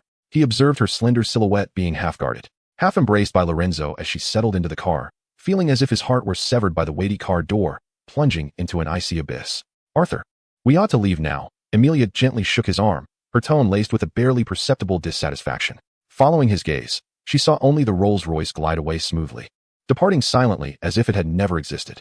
Arthur averted his eyes, concealing all emotions within, and forced a strained smile at Emilia. Very well, let us bid farewell to the Duchess. Inside the Rolls-Royce, the atmosphere starkly contrasted with the tranquility outside, suffused with a heavy, taut tension. The leather seats, the mahogany inlays, and the faint lingering scent of expensive cigars mingled with leather served as oppressive catalysts. Lorenzo reclined against the expansive seat back, eyes closed, his well-defined fingers pressing firmly against his temples. He had indeed consumed a great deal of alcohol at the banquet, stirred by the sight of Arthur, which irked him immensely.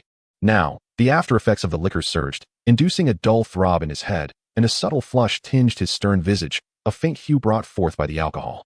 Yet the low pressure emanating from him was not solely due to physical discomfort. Lin Ji sat against the opposite door, striving to distance herself from him. She gazed out at the swiftly retreating nightscape, fragmented by the streetlights, her thoughts a tumultuous swirl. She could not help but wonder if his current agitation and silence stemmed from witnessing Arthur, from their fleeting exchange of glances. This man was perpetually unpredictable. His fury lurked beneath the calm surface like submerged reefs, ready to wreak havoc at any moment. Fatigue and helplessness washed over her, and she yearned to return to her small sanctuary that temporarily belonged to her. The car finally came to a steady halt before the villa adorned with a small garden. Lin Ji almost immediately reached for the door handle, eager to escape the suffocating confines. Do not move, a low, slightly hoarse command came from beside her, imbued with undeniable authority. Lin Ji's hand froze on the handle as she turned in astonishment. Lorenzo's eyes had opened, his deep gray irises appearing exceptionally profound in the dim light of the car, swirling with emotions she found inscrutable, thick as ink. Without allowing her a moment to react, he leaned forward, extending his long arm to effortlessly lift her up. Ah, Lorenzo, what are you doing? Put me down. Lin Ji gasped in shock, instinctively pressing against his iron-like chest, struggling in vain. The potent aroma of alcohol mingled with his inherent scent of cedar enveloped her, rendering her flustered. Lorenzo paid her protests no heed. He carried her with strides steady and sure, entirely unlike someone who had consumed a considerable amount of alcohol. Directly unlocking the villa's door with his fingerprint, and ascended to the second floor, kicking open the slightly ajar door of the master bedroom. With a soft thud, the door closed behind him. He approached the large bed dressed in soft velvet, yet his actions were unexpectedly gentle rather than violent as he placed her in the center, the mattress yielding slightly beneath her weight. The dim bedside lamp cast a warm yellow glow, shrouding most of the room in shadow, creating an intimate and ambiguous atmosphere. Lorenzo did not leave. Instead, he positioned himself above her, arms braced on either side of her body, trapping her beneath his imposing figure. His deep gray eyes, particularly enigmatic in the low light, intensely focused on her, scrutinizing her smooth forehead, her trembling eyelashes brought forth by fear, her proud nose, and finally resting on her naturally rosy lips, slightly pursed from tension. He lifted a hand, his fingertips warm and subtly trembling, gently caressing her cheek. This gesture, devoid of his usual dominance, bore an almost reverent tenderness, as if he were handling a fragile, precious artifact. This unusual gentleness and gaze instilled in Lin Ji a profound sense of fear and disorientation, her heart racing in her chest, threatening to burst through her ribs. She turned her head, attempting to evade his burning gaze and touch, her voice tinged with evident panic and resistance. I wish to rest. It is late. Can you leave? Before her words could fully escape her lips, Lorenzo's gaze darkened abruptly, the tumultuous emotions within him seemingly breaking free from some dam. He suddenly leaned down, a searing kiss infused with the potent scent of alcohol crashing down upon her, silencing all her unspoken words and protests. This kiss was laden with aggression, imbued with a desperate yearning and pent-up fury, his tongue forcefully prying open her lips, entwining with hers, as if he sought to consume her very soul. The intoxicating aroma of liquor enveloped them, dizzying in its intensity. Lin Ji found herself trapped between the bed and his rock-like chest, her hands futilely pushing against him, akin to an ant trying to shake a tree. The suffocating sensation left her lightheaded, her body succumbing uncontrollably, a strange, heart-pounding tremor coursing down her spine. Just as she thought she might suffocate, her consciousness dimming.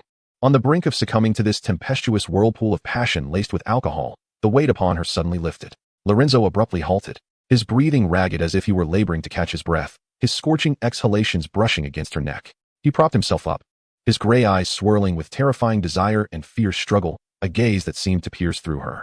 He stared at her intently, his chest heaving violently, as if expending all his strength to restrain the beast raging within him. Lin Ji gasped for air, inhaling deeply, his lingering heat and dominant presence still tinging her lips, which felt slightly swollen and tender. In the eerie silence, punctuated only by their heavy breathing, as she lingered on the brink of sleep, a profoundly low, hoarse voice, imbued with an indescribable sorrow as if emanating from the depths of his soul, brushed against her ear, gently resonating. Why can you never see me in your eyes? Ji. The words were soft, akin to a murmur, yet struck Lin Ji's chaotic heart like a thunderbolt, catching her off guard. She widened her eyes in disbelief, gazing up at the man above her. What did that statement mean? However, before she could ponder further or react in any way, Lorenzo, bracing himself above her, appeared to expend his final ounce of strength, his taut body suddenly slackening. His towering frame swayed, and then collapsed heavily to the side, surrendering to slumber. His breathing gradually evened out, deepening, though his brow remained furrowed, as if unable to escape the weight even in his dreams. The bedroom fell silent once more, illuminated only by the dim light of the lamp, accompanied by the intermingling sounds of their breaths. Lin Ji lay dazedly in place, her heart still racing, the sorrowful inquiry echoing in her mind. Why can't you see me? She slowly turned her head to gaze at the man beside her, who had succumbed to slumber.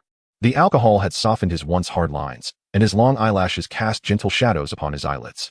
The furrowed brow made him appear less distant and unapproachable. Instead, he resembled a child lost and overwhelmed by profound helplessness and sorrow. This realization rippled through her heart like a stone cast into a tranquil lake, creating layers of undulating waves that refused to settle. The fear, resistance, and anger she had long harbored seemed, at that moment, to be stirred by this unexpected glimpse of vulnerability, losing their purity. As she observed his sleeping profile, an intricate, complex emotion surged within her for the first time.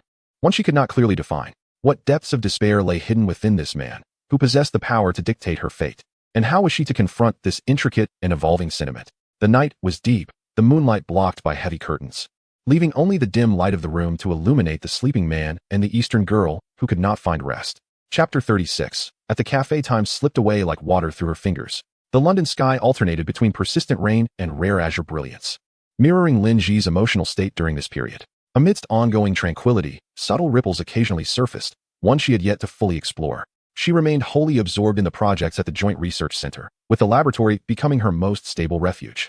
However, the relationship with Lorenzo DeSantis had undergone an ineffable and delicate transformation. The suffocating sense of confinement seemed to wane, replaced by a concern that seeped through the details. He no longer covertly arranged for people to monitor her every move, granting her the greatest freedom to traverse between the laboratory and her residence. Although he still maintained control over the larger picture, that control had become less oppressive.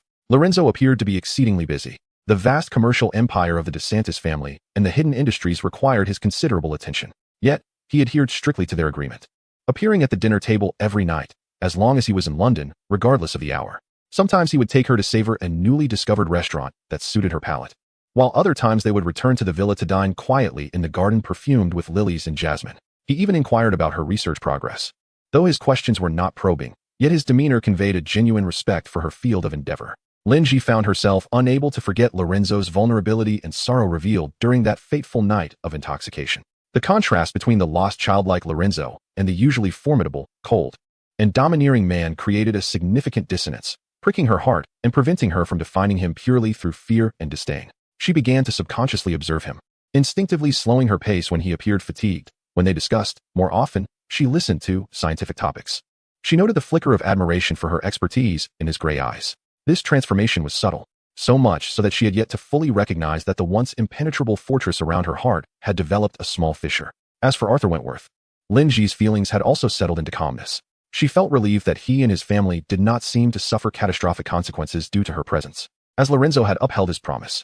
Learning of his engagement brought her initial surprise, but upon reflection, it seemed entirely reasonable. Miss Amelia Fairfax, a noblewoman of impressive lineage and vibrant character, paired harmoniously with the gentle Arthur in both family background and outward appearance. Deep down, she sincerely wished him a life of tranquility and happiness, cherishing the warmth he had once provided her as a treasured memory. With much of her burdens lifted, Linji experienced a rare sense of relaxation during this tumultuous period. This inner peace reflected upon her research, where inspiration flowed abundantly, and the experimental results were promising, leading to groundbreaking advancements that even garnered praise from the center's director. However, this serenity was abruptly shattered one rainy afternoon by an unexpected message. The message was from a number she thought she would not hear from again, Arthur Wentworth. Gee, I apologize for intruding. If it is convenient, may we meet to talk? I am waiting for you at the Melancholy Cat Cafe near your research center. The message was brief, but caused her fingers to tighten around her phone. Since Arthur returned to Europe, they had not been in contact. Why was he suddenly reaching out to her? Despite her doubts, out of respect for their past friendship and an inexplicable concern, Linji decided to brave the rain and set out for the old cafe with its dark green window frames, after finishing a crucial data analysis. Pushing open the bell-adorned door, the warm aromas of coffee and baked goods enveloped her, dispelling the chill of the rainy day. The cafe was sparsely populated, and gentle jazz melodies floated through the air. Linji quickly spotted Arthur seated at a window table. He was alone, a nearly untouched cup of coffee before him. The dim light from outside cast a soft glow upon his profile. He appeared even slimmer than during their last dinner. His tousled golden brown hair framed a face that usually radiated warmth, but now his blue eyes brimmed with an unshakable melancholy and fatigue, staring blankly at the rain outside. Oblivious to Linji's approach, Arthur, Linji called softly. Startled, Arthur snapped back to reality, his gaze flickering with momentary panic upon recognizing her, which quickly morphed into a deeper anguish. He rose hastily, his actions somewhat flustered. Gee, you're here. Please, take a seat. As they settled back into their seats, an awkward silence enveloped them. The server approached, and Linji ordered a cup of hot tea. The air was thick with silence, interrupted only by the delicate sound of raindrops tapping against the glass and the languid strains of jazz. Linji studied Arthur. The sorrow in his gaze was so palpable that it tightened her heart. In turn, Arthur looked at Linji, noting her simple knitted sweater and long pants. Devoid of makeup, yet she appeared even more beautiful than in her exquisite attire at the banquet, closer to the wise and tranquil Eastern girl etched in his memory. Yet now, she seemed to possess an unusual tranquility, which pierced his heart like a needle, causing waves of pain. Had her life truly been better than he had imagined? This realization only deepened his anguish. After a prolonged silence, it was Arthur who broke the suffocating stillness, his voice tinged with a barely perceptible tremor. Gee, how have you been lately? Has Santos caused you any more trouble? Linji cradled her warm teacup and shook her head, her voice calm. No. He has begun to respect my work and wishes. I can now fully immerse myself in research, and the project is progressing well. Arthur stared at her, lost in thought, murmuring, "That's good, that's good." Yet his eyes clearly conveyed that he felt otherwise. The more composed she appeared, the more absurd his pain and helplessness seemed. Once again, an uncomfortable silence enveloped the room. Linji inhaled deeply, striving to lighten the atmosphere. She took the initiative to speak, her tone imbued with genuine well wishes. "Arthur, how about you? Are you well? Your fiancée, Miss Amelia, is exceptionally beautiful. You two truly make a perfect match, a match made in heaven." "No, that's not it." Arthur abruptly interrupted her, his voice rising slightly with unrestrained emotion, drawing the attention of a pair of patrons nearby. Realizing his outburst, he painfully shut his eyes, and when he opened them again, his blue gaze was filled with struggle and helplessness. "Gee, Amelia is a fiancée thrust upon me by my father. At that time, the Santos family was encroaching upon the Wentworth family's estate. My father, in poor health, almost begged me to return to Europe immediately and wed into the Fairfax family. Only by uniting our two families could we hope to withstand the pressures from the Sandys family and preserve our family legacy. His voice grew quieter, laden with profound powerlessness. I don't want this, Ji, you know that. In my heart. He looked at her, the words nearly spilling forth but then swallowed back, transforming into a heavy sigh. But I have no choice, Ji. I truly have no choice. Seeing his anguish, Lin Ji felt a swell of sympathy and understanding. She gently reassured him, Arthur, I understand. Your status demands that you bear more than the average person. The rise and fall of your family sometimes hinges on a single thought. I sincerely hope you find happiness. At the very least, do not be too hard on yourself. Her understanding and forgiveness acted as the final key, fully unlocking the long-suppressed emotions within Arthur's heart. He suddenly reached out, crossing the small coffee table, and tightly grasped Lin Ji's cool hand resting upon it. Ji. His voice choked with excitement. His blue eyes ignited with a desperate flame. Will you wait for me? Wait until I have resolved everything regarding my family, until I am strong enough to no longer be beholden to anyone. I will surely return for you, I promise. I wish to be with you. Lin Ji was taken aback by his sudden gesture and declaration. His grip caused her pain, and as she gazed into the fervent and pained fire in his eyes, her mind became a whirlwind of confusion, uncertain how to respond. Together? How could that be possible? A formidable mountain loomed between them, Lorenzo de Santis, and the fates of two families. She opened her mouth, but was at a loss for words. Just then, a chilling voice, imbued with an icy intensity, emerged from behind her like a gust from the Siberian tundra, abruptly freezing the already delicate atmosphere of the cafe. She does not wish to. Before the words fully escaped, a hand, distinct with knuckles and clad in a black leather glove, swiftly reached out, forcefully separating Arthur's grip from Lin Ji's hand. That hand then descended, firmly and possessively enclosing Lin Ji's hand, which had just regained its freedom, still warm from Arthur's touch. Lin Ji froze, sensing the familiar, frigid aura that mingled with cedar and danger enveloping her instantly.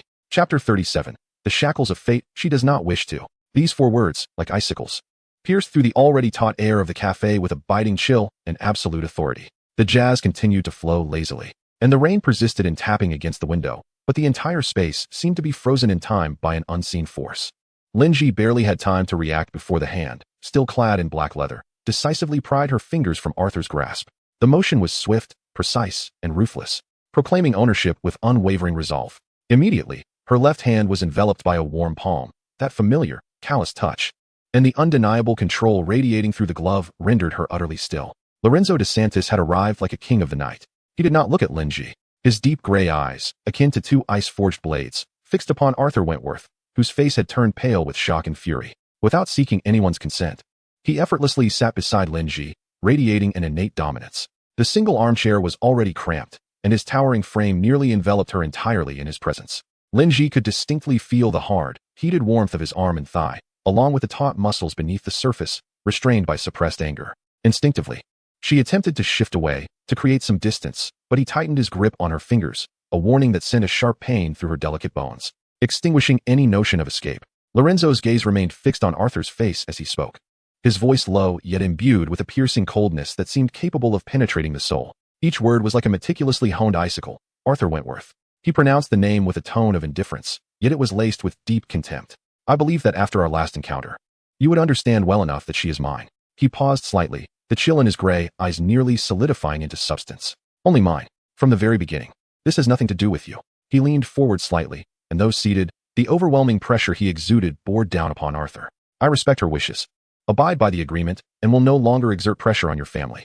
But that does not mean my patience and tolerance will allow you to challenge me time and again. Arthur's eyes blazed red with rage at Lorenzo's words, the long-suppressed resentment, humiliation, and anger erupting like a volcano, clouding his usual composure and elegance. He slammed his fist onto the table, causing cups and saucers to rattle and drawing fearful glances from other patrons in the cafe. If it weren't for you, Lorenzo de Santis.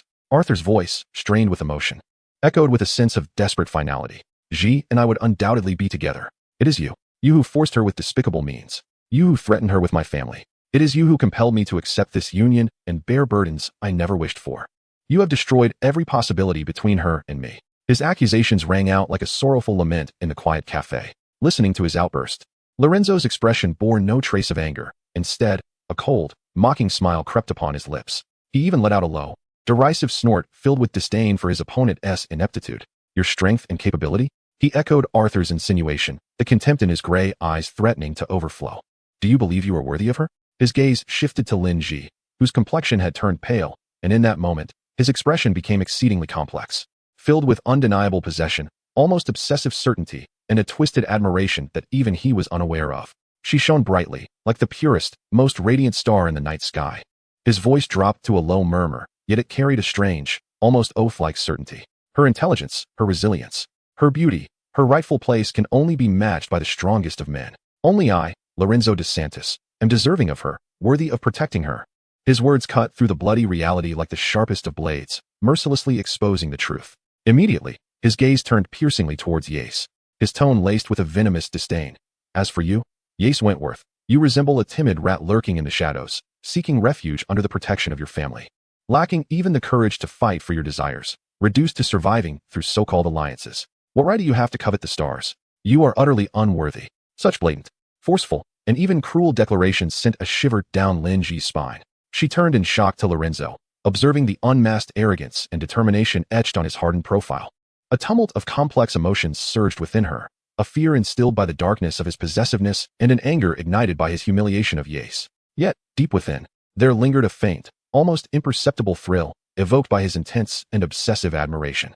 This sensation filled her with dread. As for Yace, he was thoroughly shattered by those words. Shock, humiliation, rage, and an overwhelming sense of helplessness, struck at his most vulnerable spot, engulfed him like a tsunami.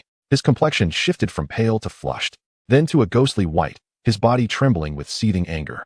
He abruptly stood, the chair screeching against the floor. "Santos, how dare you insult me so?" he shouted, pointing at Lorenzo, his voice quivering, eyes ablaze with unabashed hatred. He then turned to Lin Ji, his bloodshot blue eyes brimming with desperate resolve and a final plea. "Ji, did you hear that? He is a cold, arrogant, and unfeeling demon. Wait for me. I will become strong, and you will see who truly loves you and is worthy of your trust." His words were both a vow and a last cry before collapse. Lin Ji gazed at him, her heart heavy with concern and compassion. She knew Yace genuinely cared for her, and at this moment, he was cornered. She instinctively wanted to rise, to offer him words of comfort, even if it was just to say, "Don't be like this." However, as soon as her shoulder moved, the arm around her waist tightened abruptly. Lorenzo, with sheer force, confined her deeper into his embrace, rendering her immobile. His chest was as hard as iron, and the heavy sound of his heartbeat resonated through the fabric, reflecting the turmoil and suppressed fury of its owner. Now, Lorenzo lifted his gaze towards the seemingly frantic Yace, his voice devoid of warmth, as if delivering a final judgment. "You can vanish now. Go accompany your fiancée. That is the only path left for you and your crumbling family." He paused slightly, a dangerous glint flashing in his gray eyes. Akin to a serpent poised to strike. "Do not let me see you before Xi again. Otherwise, next time, it will not merely be a few words of warning. The consequences will be something you and the entire Wentworth family cannot bear." Yace glared fiercely at Lorenzo, then cast a deep, despairing glance at Lin Ji, his eyes conveying a complexity that shattered her heart. Ultimately, all emotions coalesced into a suppressed, beast-like growl of anguish as he turned away, almost stumbling. Filled with a sense of disgrace and unbridled hatred, he stormed out of the cafe, disappearing into the dreary London rain. Inside the cafe, silence reigned. The other patrons, frightened by the charged confrontation, dared not utter a sound, and even the waitstaff hid behind the counter. Lorenzo continued to hold Lin Ji tightly, his grip nearly suffocating. She could feel the tumultuous anger and terrifying possessiveness still surging within him. "Ji," he murmured, lowering his head, his warm breath brushing against her ear. His voice low and hoarse, carrying a dangerous warning, intertwined with an inexplicable intimacy. "You are not behaving." His words acted as an invisible shackle. Now, he loosened his grip slightly but still held her hand, rising with an undeniable authority as he declared, "We are returning to your little villa." His tone was calm, yet imbued with an absolute finality, leaving no room for debate. Lin Ji looked up at his taut jawline and those deep, stormy gray eyes. Still bearing traces of tempestuous emotion, her protests and objections caught in her throat. A profound sense of helplessness and an impending dread of solitude gripped her. In the face of his restrained fury, akin to a volcano ready to erupt, she realized for the first time how minuscule and fragile her struggles and desires were against the overwhelming power and will of this man. Silently, she ceased to resist, allowing him to lead her by the hand as they stepped out of the cafe, filled with the aroma of coffee, jazz, and the remnants of a silent battle. The rain continued to fall, coldly striking her face. Chapter 38. The gentle shackle. The black Rolls-Royce Phantom glided silently through the rain-washed streets, finally stopping before the familiar villa adorned with a small garden. The atmosphere inside the car was starkly different from before. The tension had dissipated, replaced by an eerie, almost tender tranquility. Lin Ji's taut nerves had not entirely relaxed. She anticipated Lorenzo's potential outburst of anger or, at the very least, a cold interrogation regarding Yace and her momentary wavering. However, nothing of the sort occurred. The driver respectfully opened the car door for them, and Lorenzo stepped out first, then, like the most considerate of gentlemen, extended his hand to her. His movements were fluid and natural, as if the man who had exuded such a fearsome presence in the cafe was merely a figment of her imagination. Linji hesitated briefly before placing her hand in his, allowing him to lead her along the damp stone path and push open the heavy oak door of the villa. The warm light instantly dispelled the chill and dampness from outside, and the air was imbued with the delicate fragrance of the lily-scented essential oil the maid had lit beforehand. Everything was as it had been when she left, neat, luxurious, yet imbued with an undeniable sense of belonging that had been meticulously orchestrated.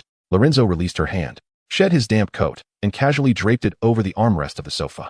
He wore a well-tailored deep gray waistcoat over a white shirt, which accentuated his broad shoulders and narrow waist, creating a perfect inverted triangular silhouette.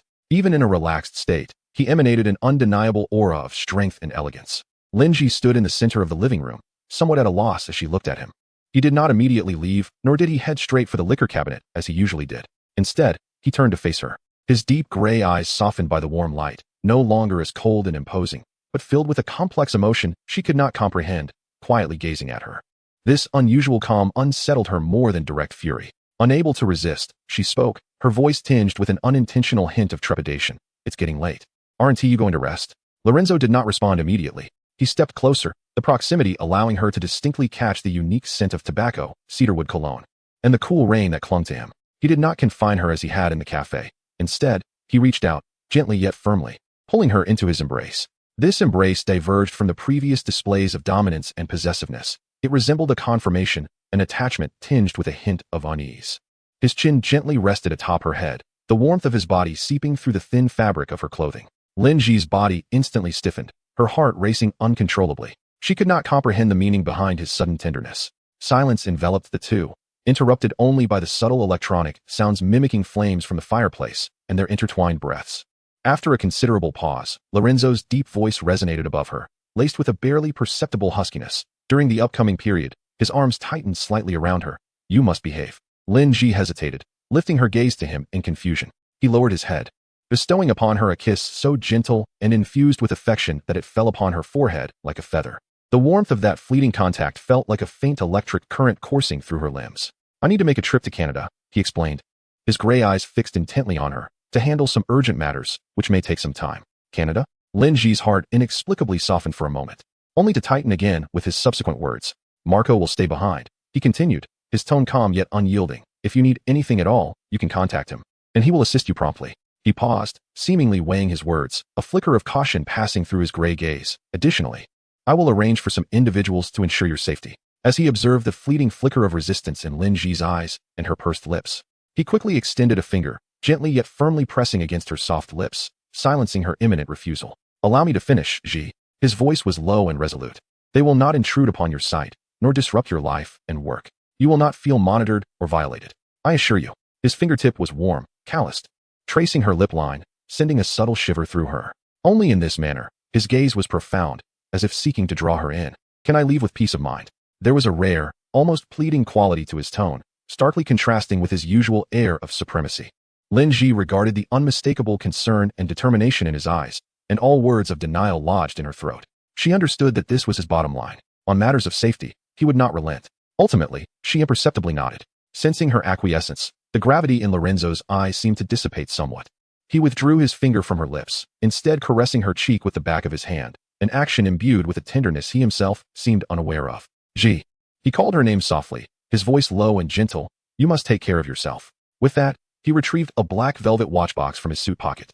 Upon opening the box, it revealed a women's wristwatch. The design of the dial was exceedingly minimalist, devoid of any superfluous embellishments, yet the transparent sapphire glass, the exquisite diamond hour markers, and the flawlessly cut rectangular diamonds embedded in the bezel and clasp spoke volumes of its unparalleled luxury and craftsmanship.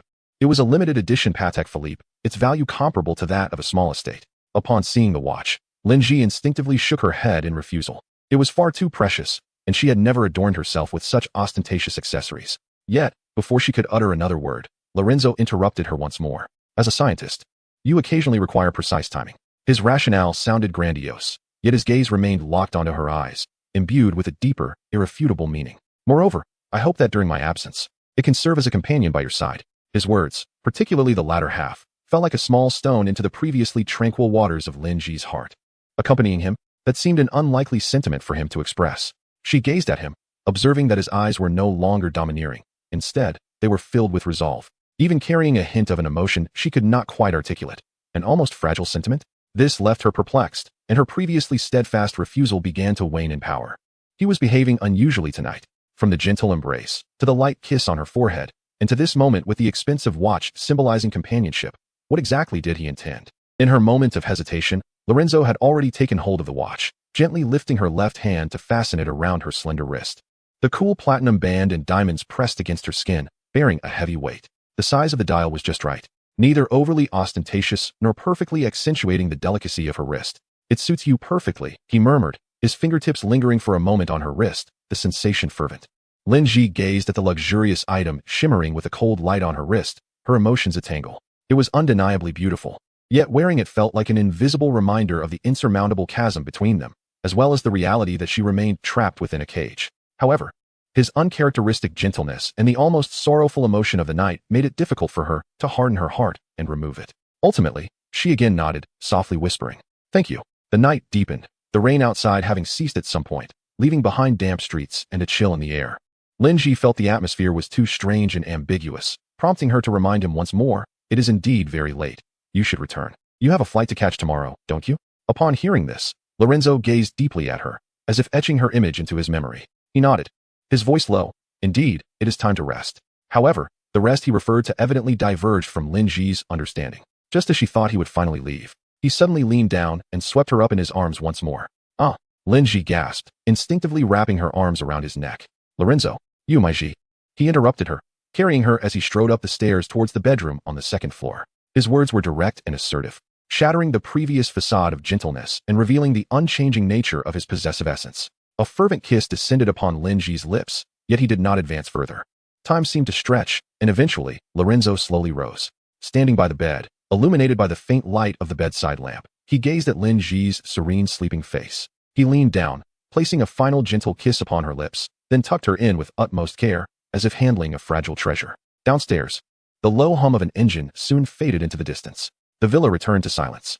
When the sunlight of the following day filtered through the gaps in the curtains, Lin Ji stirred awake. He was gone, taking with him his dominance, his tenderness, and his control. Chapter 39 Arrangements. London before dawn was shrouded in deep blue mist.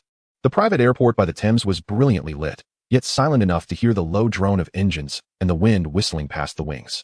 Lorenzo de Santis's Bombardier Global Express 8000 lay like a resting black predator at the end of its exclusive runway, its streamlined body reflecting the cold lights of the airport. Luo Linzuo donned a bespoke deep black cashmere overcoat, beneath which lay a sharply tailored charcoal gray suit, devoid of a tie, with the collar of his shirt casually undone, exuding a hint of languor befitting an impending long-haul flight, yet this did not diminish his innate aura of authority. He strode towards the gangway with long, steady strides, the heels of his leather shoes striking the smooth runway with a clarion rhythm that echoed through the stillness of the early morning. Marco, like the most loyal shadow, followed closely behind, whispering the final report. "Your Excellency, all arrangements have been made on the Canadian side. The heads of Montreal and Vancouver will brief you upon your arrival.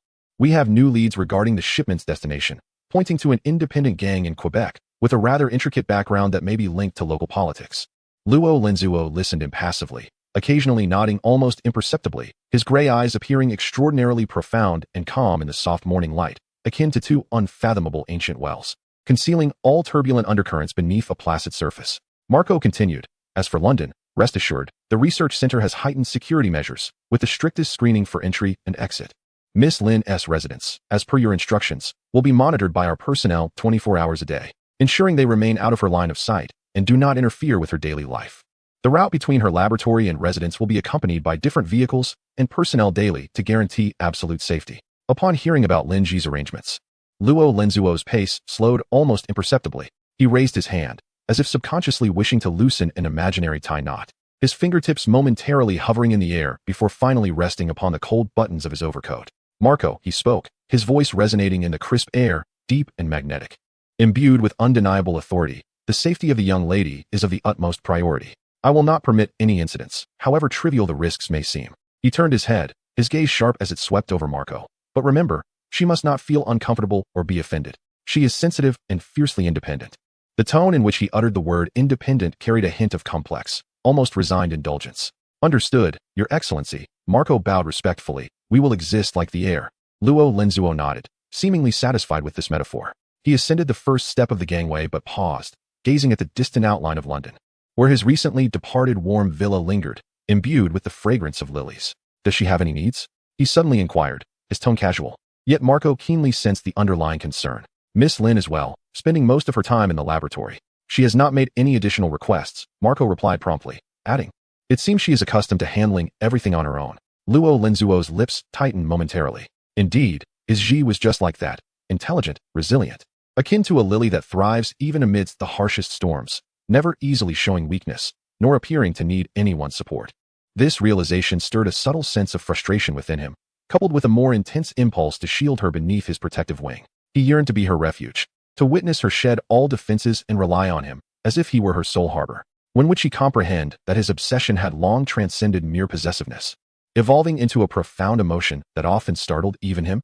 At that moment, a vivid memory flashed through his mind, a recent night spent dining in the garden of that small villa, where she gazed at a British dessert. Her brow slightly furrowed before she casually remarked, tinged with a hint of nostalgia, I somewhat missed the pea flower and AI Wawa from the alleys of Beijing. Sweet yet refreshing, unlike this, which is a bit cloying. Though she had spoken merely in passing, the fleeting yearning in her eyes was captured by him with keen precision. As thoughts returned, a glimmer of understanding illuminated Luo Linzuo's gray eyes. He turned to Marco, his tone regaining its usual decisiveness. Contact our liaison in Beijing. Expedite the air shipment of authentic Beijing delicacies. Pea flour, AI Wawa, donkey rolls, sugar ears, and he paused. Recalling the moment she had gazed at the menu in a certain Chinese restaurant, the Peking duck from Quanzhou, ensure it is sliced properly, with all the accompaniments, and guarantee the flavors remain intact upon arrival. A flicker of surprise crossed Marco's eyes, yet his professionalism allowed him to quickly conceal it, responding respectfully, Yes, Your Excellency. I will arrange it immediately. In Luo Linzuo's mind, he envisioned the surprise that might flicker in Lin Ji's usually calm and aloof almond eyes upon seeing these familiar dishes. Perhaps she would resemble a contented kitten, narrowing her eyes slightly, her lips curving into that rare, charming smile that exuded a hint of innocence. Merely imagining this scene softened the harsh lines of his countenance, coaxing forth a faint yet genuine smile. This smile was akin to glacial thaw, instantly softening the overly sharp and austere features of his face, leaving the attendants beside him momentarily entranced before they hurriedly bowed their heads. Ensure it is done promptly. Luo Linzuo retrieved his thoughts, issuing his command with an unwavering tone. He then turned, resolutely stepping up the gangway, his towering figure vanishing at the cabin door. As the cabin door slowly closed, the colossal aircraft began to taxi, accelerating forth like a black eagle breaking free from gravity, soaring into the gradually lightening sky, heading towards the North American continent. Chapter 40. Delicate warmth. In the days that followed, Lin Ji's life seemed to have entered an unprecedented state of tranquility. She immersed herself wholly in the laboratory, which truly was a premier sanctum for physical research, rich in academic atmosphere, equipped with cutting-edge instruments, and alive with the collision of ideas from distinguished peers worldwide, allowing her to thrive. The sub-project she was responsible for progressed smoothly, yielding a series of impressive data that supported significant conclusions, even ahead of schedule. During the day, she donned a simple white lab coat, navigating among various sophisticated instruments, or engaging in fervent discussions with team members at the whiteboard, her eyes sparkling with focus and intellect. She relished this pure joy of exploration into the unknown, temporarily casting aside all distractions. Without Luo Linzuo's presence, she truly felt a greater sense of freedom. The bodyguards that once shadowed her seemed to have vanished, allowing her to stroll alone around campus, to visit the library for research until late at night, and even to enjoy a drink with colleagues at a nearby bar, though she only ordered juice, free from the anxiety of unexpected appearances. This normalized life, akin to that of an ordinary researcher, led her to a fleeting illusion. Perhaps she could genuinely possess her own realm within the boundaries he had established. That evening, upon returning to the villa after her experiments, she pushed open the door and was greeted by an unusual, familiar, and enticing aroma of food. It was not the usual sense of Western or fusion cuisine, but a flavor deeply etched in her memory, a taste of her homeland. She walked into the dining room in a state of confusion, only to find herself frozen in place. The spacious walnut dining table was devoid of the usual exquisite silverware and crystal glasses. Instead, it was adorned with a pristine white tablecloth, upon which lay an array of Chinese delicacies and dishes. The translucent pea pudding, the soft and fragrant AI Wawa, the donkey rolls coated in bean flour, and the glossy, crispy sugar ears were all present. At the center of the table, a brilliantly red and aromatic roast duck was displayed, accompanied by neatly stacked lotus leaf pancakes, sweet bean sauce, cucumber strips, and shredded scallions, alongside expertly sliced duck meat, each piece a perfect balance of skin and flesh. It was as if a street food market from Beijing's Hohai and Quanzhou had been transported to London.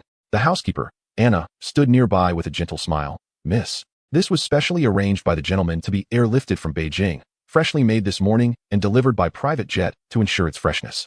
He hopes you will find it to your liking." Lin Ji stood there, gazing at the table of otherworldly delicacies. Her heart clenched tightly as if in the grip of an invisible hand, leaving her momentarily speechless. He remembered? He recalled her casual mention that night, a nostalgia complaint? Furthermore, he had gone to such lengths to turn that nostalgia into reality? She slowly approached the table, picked up a piece of still cool pea pudding, and placed it in her mouth. The sweet and delicate flavor instantly melted on her palate, evoking countless memories of home, Beijing, and her simple, pure student days.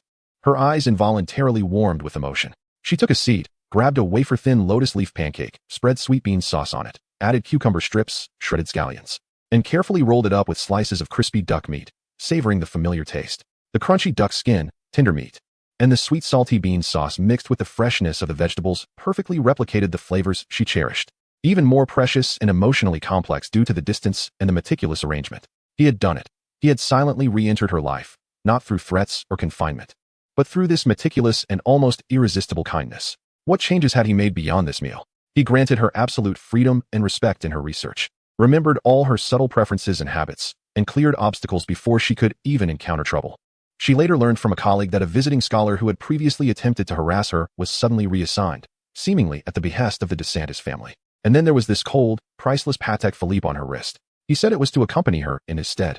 In that moment, amidst the steam of familiar dishes, the watch's presence seemed to symbolize not just wealth and control, but an inexplicable significance. She had always told herself to remain clear-headed, to resist, not to be deceived by his sweet gestures. The relationship between them was one of coercion and submission, a distorted connection built on threats and inequality. Yet, the heart is tender. Facing such a powerful man who controlled everything, could she truly remain indifferent to his clumsy yet earnest attempts to observe her, remember her, and cater to her needs, even quietly protecting her when she was unaware? Which was the real him? The domineering man who declared only he was worthy of her? The one who coldly shattered Arthur's hopes in a cafe? Or this man who would go to great lengths to airlift delicacies because of a casual remark from her? The man who revealed his vulnerability and sorrow after drinking, asking her why she couldn't see him? Perhaps these contradictory traits collectively formed a complete and complex Lorenzo DeSantis? Lin Ji slowly ate the roast duck, finding it tasteless. The delicious food now only added to her turmoil. She had to admit that her once impenetrable defenses were being eroded bit by these silent, delicate gestures of kindness. The feeling of being cared for and cherished washed over her like a warm tide, silently creeping up her cold ankles, gradually rising to threaten her steadfast rationality. A strange and panic-inducing emotion was quietly taking root in her heart. It was not mere gratitude or forced compromise. It was something more complex, dangerous, and close to the signs of impending capitulation. She set aside the half-eaten wrap, leaned back in her chair, and gazed out at the heavy London night. The diamond on her wrist reflected a cold light under the lamps, yet seemed to carry his warmth from across the ocean. What was she to do? Should she continue to cling to her desire for freedom and dignity, resisting this gently woven web? Or should she allow herself to explore the truth behind this complex emotion, even if it led to a deeper, irrevocable abyss? The night was silent, filled only with the familiar aromas of home and the tumultuous, unquenchable emotional undercurrents within her heart, colliding and intertwining in the stillness. Chapter 41. Longing across the ocean. As autumn deepened, the ancient college walls were draped in golden red vines, while the laboratory remained a bastion of coolness and tranquility. Lin Ji immersed herself in her world of data, the simulated results of high-energy particle collisions revealing exhilarating patterns, momentarily allowing her to forget the distractions of the outside world. The white lab coat accentuated her slender figure, and her focused gaze, illuminated by the soft glow of the screen, was strikingly bright. Every few days, her phone would ring at the same time in the evening, a specific tone signaling Lorenzo, who was far away in Canada. When she received his first transcontinental call, Lin Ji felt somewhat stiff, responding with brief and distant replies. Yet, Lorenzo appeared to possess boundless patience. He never pressed her for details nor crossed any boundaries, casually inquiring about the progress of her research, the weather, and whether she had adjusted to the local cuisine. His voice, transmitted through the waves, bore an added depth and magnetism, occasionally tinged with a barely perceptible fatigue, yet always softened and slowed when conversing with her. Today, the experimental data had run smoothly, and before she knew it, Lin Ji's responses expanded beyond mere affirmations. She began sharing a bit more about her progress and even mentioned how the sycamore leaves outside the lab were nearly gone. their golden hues quite beautiful. On the other end of the line, Lorenzo stood before the floor-to-ceiling windows of his Montreal penthouse, overlooking the boats traversing the St. Lawrence River and the vibrant autumn hues of Mount Royal in the distance. Hearing her calm, even slightly cheerful tone, the tension in his jawline, taut for days, softened imperceptibly. He could clearly sense the ice of her resistance beginning to thaw, albeit slowly, but assuredly changing. A profound joy, akin to warm spring water, quietly seeped into his hardened heart, yet his exterior remained composed, the knuckles gripping his phone tightening slightly. "That is good," he replied, his tone steady as ever. "Take care of yourself. London's autumn is damp and chilly. Remember to dress warmly when you go out." He paused, as if casually mentioning, "If anything arises, no matter how small, feel free to contact Marco. If he cannot handle it, he will pass it on to me immediately." Lin Ji held the phone, her fingertips unconsciously curling slightly. He always did this, paving every path for her while giving the illusion that she had the choice not to walk them. She pressed her lips together and softly said, "Yes, I understand. However, there is nothing particularly special, and I do not wish to trouble others." There was a brief moment of silence on the other end of the line, followed by a faint sigh, imbued with a complex, almost indulgent helplessness. "My Ji." His voice lowered, as if whispering in her ear, always so independent and brave. The mention of my Ji and the accompanying remark made Lin Ji's cheeks flush slightly. She averted her gaze, feeling somewhat uneasy, even though she knew he could not see her. She instinctively recoiled from the searing intensity of his gaze that seemed capable of piercing through the waves of communication. "It's nothing," she mumbled evasively, her tone unwittingly laced with a softness akin to a playful pout. This subtle shift in her voice, like the most sensitive antennae, accurately touched the softest corners of Lorenzo's heart. He could almost envision her blushing slightly, her gaze wandering in an endearing manner. A powerful urge surged within him to fly back to London and envelop her tightly in his arms, yet he merely inhaled quietly, suppressing the tumult within. "All right." He acquiesced to the change of subject, his tone still gentle. "I have some matters to attend to. Please rest early." After hanging up, Lorenzo turned to face the mountain of documents and the ceaseless transnational affairs piled on his desk, yet his gray eyes no longer reflected only cold calculations and assessments. Instead, they were infused with the warmth of concern. He picked up the internal phone and instructed his assistant, "Contact London and inquire with Marco about any other preferences or needs Miss Lin may have. Keep a lookout, but do not let her know." On Friday evening, the atmosphere in the laboratory was considerably more relaxed than usual. A blonde, blue-eyed British girl named Sophie from Lin Ji's team was celebrating her birthday today, and she enthusiastically suggested that everyone head to the Whisper Bar in the city center to celebrate. "Lin, you absolutely must come." Sophie linked arms with Lin Ji and shook her playfully. "Since you joined our group, you haven't participated in any of our collective activities. Today is my birthday. You cannot refuse." The other colleagues chimed in, laughing in agreement. "Indeed, Lin, loosen up a bit. The cocktails at the Whisper are quite famous, even if you don't drink. You can try their non-alcoholic specialties, and the ambience is delightful." Lin Ji gazed at the sincere and eager faces of her colleagues, and the refusal that was on the tip of her tongue suddenly felt difficult to utter. She had always shied away from such boisterous occasions, especially bars. However, during this period, she had nearly severed all social connections, immersing herself in research and her complex relationship with Lorenzo. After hesitating for a moment, she finally nodded. "All right. Happy birthday, Sophie. That's wonderful." Sophie joyfully embraced her.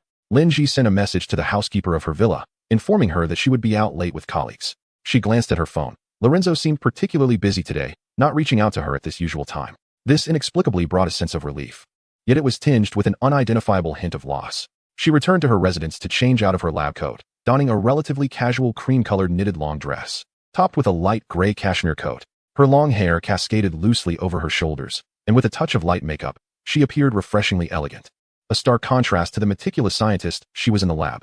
When she and her colleagues arrived at the Whisper Bar in the heart of Cambridge by taxi, the sky had completely darkened. The bar's facade was unassuming, with only an inconspicuous silver sign on the heavy black wooden door. However, upon opening that door, it felt as though they had stepped into another world. The deafening electronic music crashed against their eardrums, the air thick with the rich aroma of alcohol, perfume, and the heat of the crowd. In the dimly lit space, the main source of illumination emanated from the dazzling array of bottles behind the bar, casting a mesmerizing glow, alongside the scintillating disco ball spinning in the center of the dance floor. The lighting was capricious, sometimes blood red, sometimes ghostly blue, slicing through the bodies of men and women gyrating wildly on the dance floor into surreal fragments.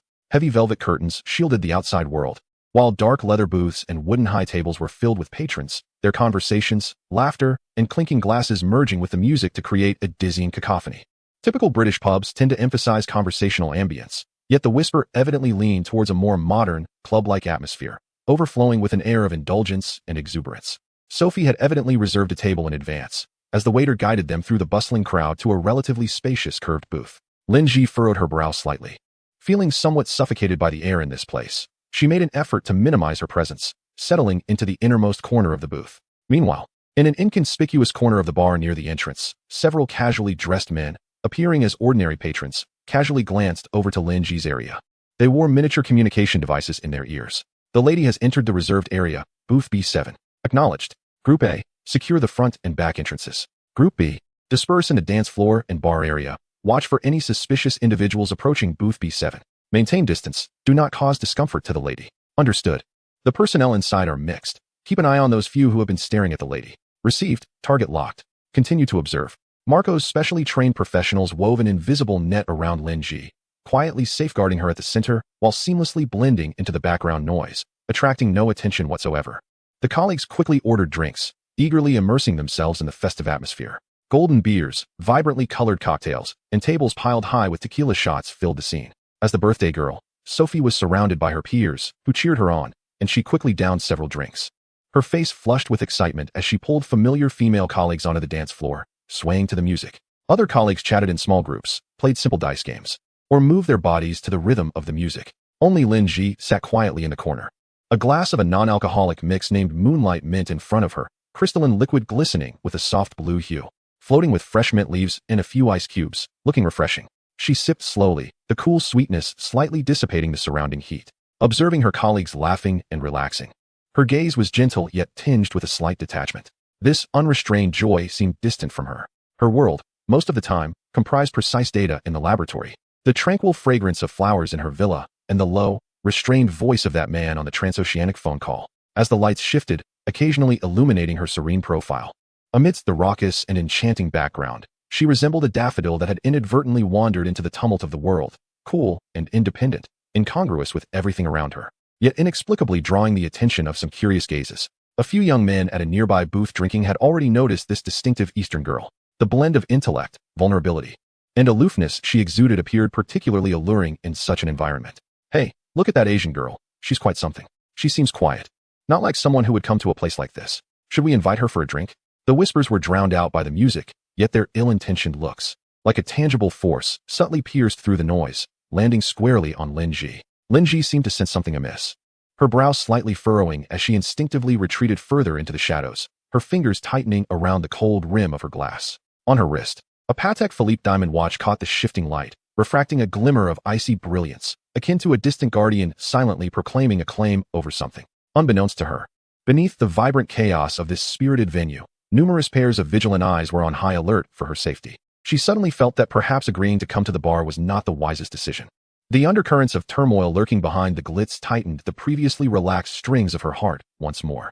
Lowering her gaze to her motionless phone, an inexplicable sense of despondency became increasingly pronounced. Chapter 42. A night of surprise. The clamor within the Me.I'm bar continued unabated, resembling a self-contained pulsating heart, constantly throbbing. The heavy bass of electronic music reverberated through each person's chest, while the kaleidoscopic lights fragmented shadows into flickering shards. Lin Ji nestled in the shadow of the booth. Her glass of moonlight mint nearly empty, droplets of condensation trailing down the glass, leaving damp traces behind. Her colleagues around her had evidently succumbed to the atmosphere. Sophia was dancing in the crowd, her cheeks flushed and laughter exuberant, while several male colleagues appeared quite inebriated, loudly debating the transfer fee of a certain football star, their voices nearly drowning out the music. The atmosphere of excessive indulgence made Lin Ji feel somewhat uneasy, a churning sensation stirring within her stomach. She raised her hand to massage her temples and quietly informed Priya, a sober-looking Indian researcher beside her, "I need to visit the restroom." Priya, engrossed in her phone, looked up and nodded with friendly concern. "Do you need me to accompany you?" "No, thank you," Lin Ji replied, mustering a smile as she stood and carefully navigated around the scattered bottles and animated crowd, heading towards the restroom as she recalled its location. Her slender figure glided through the mesmerizing light and writhing bodies, akin to a quiet fish swimming through a bustling coral reef. Unbeknownst to her, at least 3 pairs of eyes locked onto her trajectory in an unseen corner. "Miss is moving. Direction, restroom." Acknowledged. Point A, monitor the entrance. Point B, maintain perimeter vigilance. The restroom was located at the end of a relatively secluded corridor, where a heavy soundproof door kept most of the noise at bay, leaving only a dull echo. The corridor was dimly lit, adorned with dark red velvet wallpaper, and the soft carpet muffled her footsteps. The air was infused with a peculiar blend of perfume, alcohol, and cleaning agents. Lin Ji pushed open the heavy restroom door, embedded with frosted glass. The interior was more spacious than she anticipated. Decorated with vintage brass fixtures and marble countertops, the warm yellow light considerably softer than that outside. A large, intricately carved mirror reflected her slightly pale and fatigued face. She approached the sink, turned on the faucet, and splashed cold water on her cheeks, attempting to dispel the discomfort and agitation brought on by the surroundings. At that moment, a door to a stall opened silently. A tall, voluptuous woman clad in black leather pants and a fitted tank top, with golden short hair, emerged. Her head bowed as she seemed to adjust her makeup while walking towards Lin Ji. The two were destined to brush past one another in the confined space. Lin Ji instinctively turned to make way, not paying much attention. However, just as the golden-haired woman and Lin Ji's figures intersected, an abrupt transformation occurred. The woman's head, which had been lowered, shot up suddenly, her eyes glimmering with a cold, emotionless light. Her movements were lightning quick, entirely at odds with her previous languid demeanor. A folded, dark-hued handkerchief appeared in her hand from nowhere, and in an instant, it was thrust from behind to cover Lin Ji's mouth and nose. Lin Ji's pupils dilated in shock, panic rendering her utterly rigid.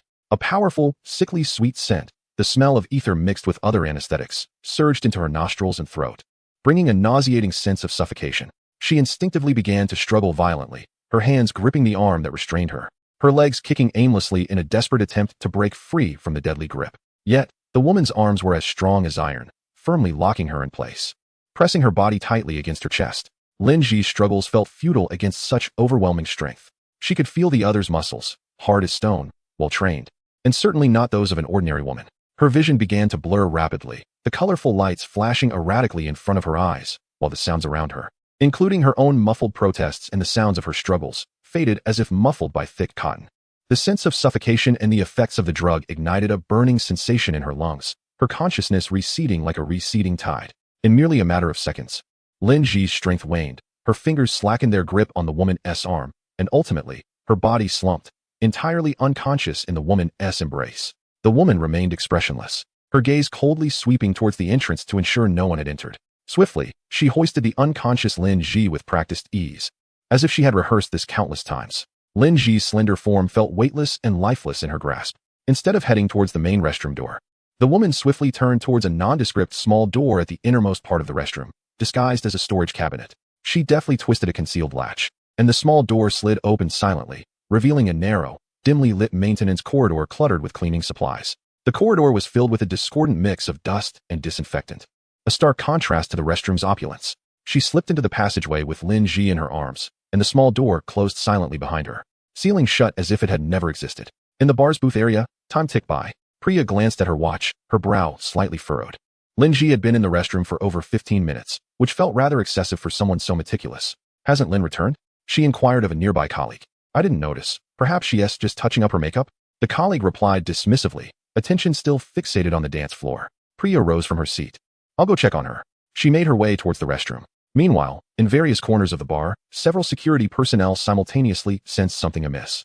Their communication devices crackled with low, tense reports. Miss has been in the restroom for over 15 minutes and has not reappeared. No sighting of the target leaving. A sense of foreboding washed over them like a cold deluge. The robust man in command, codenamed Grey Hawk, turned pale, barking into his miniature microphone, action. Check the restroom.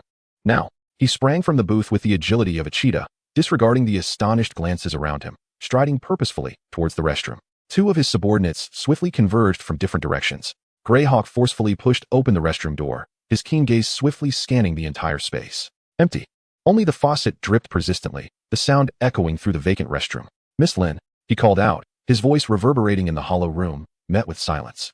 He shoved open each stall door, finding them all vacant. His gaze finally landed on the inconspicuous small door at the innermost end that resembled a storage cabinet. He approached and pushed forcefully against it, but it did not budge. Upon meticulous examination, a concealed latch was discovered, yet it had been locked from within or perhaps destroyed. Damn it! The gray falcon struck the wall with a fist, producing a dull thud. He spoke urgently into the microphone, his tone imbued with unprecedented anxiety and weight. Ing Chao. Ing Chao. This is Hue Swan. The lady has gone missing in the restroom. Repeat, the lady is missing. Meanwhile, far away in Canada, Lorenzo, presiding over a video conference, felt his personal phone on the table vibrating intensely. The name Ma Kaliga Air flashed on the screen. The ringtone of this phone typically signaled only one thing, an emergency of the highest caliber concerning Lin Ji. as he listened to his subordinate's report. Lorenzo's previously relaxed posture straightened imperceptibly upon seeing the phone's display. He did not utter a word to those present in the video conference, but gestured firmly to pause. His deep gray eyes instantly transformed, becoming as cold and unyielding as the frozen tundra of Siberia. An invisible pressure enveloped the room, rendering it silent. He picked up the phone, pressed the answer button, and held it to his ear. The voice of Maka came through, trembling and laced with panic despite attempts at restraint. The lady has gone missing from the bar. In that moment, the air around Lorenzo seemed to freeze.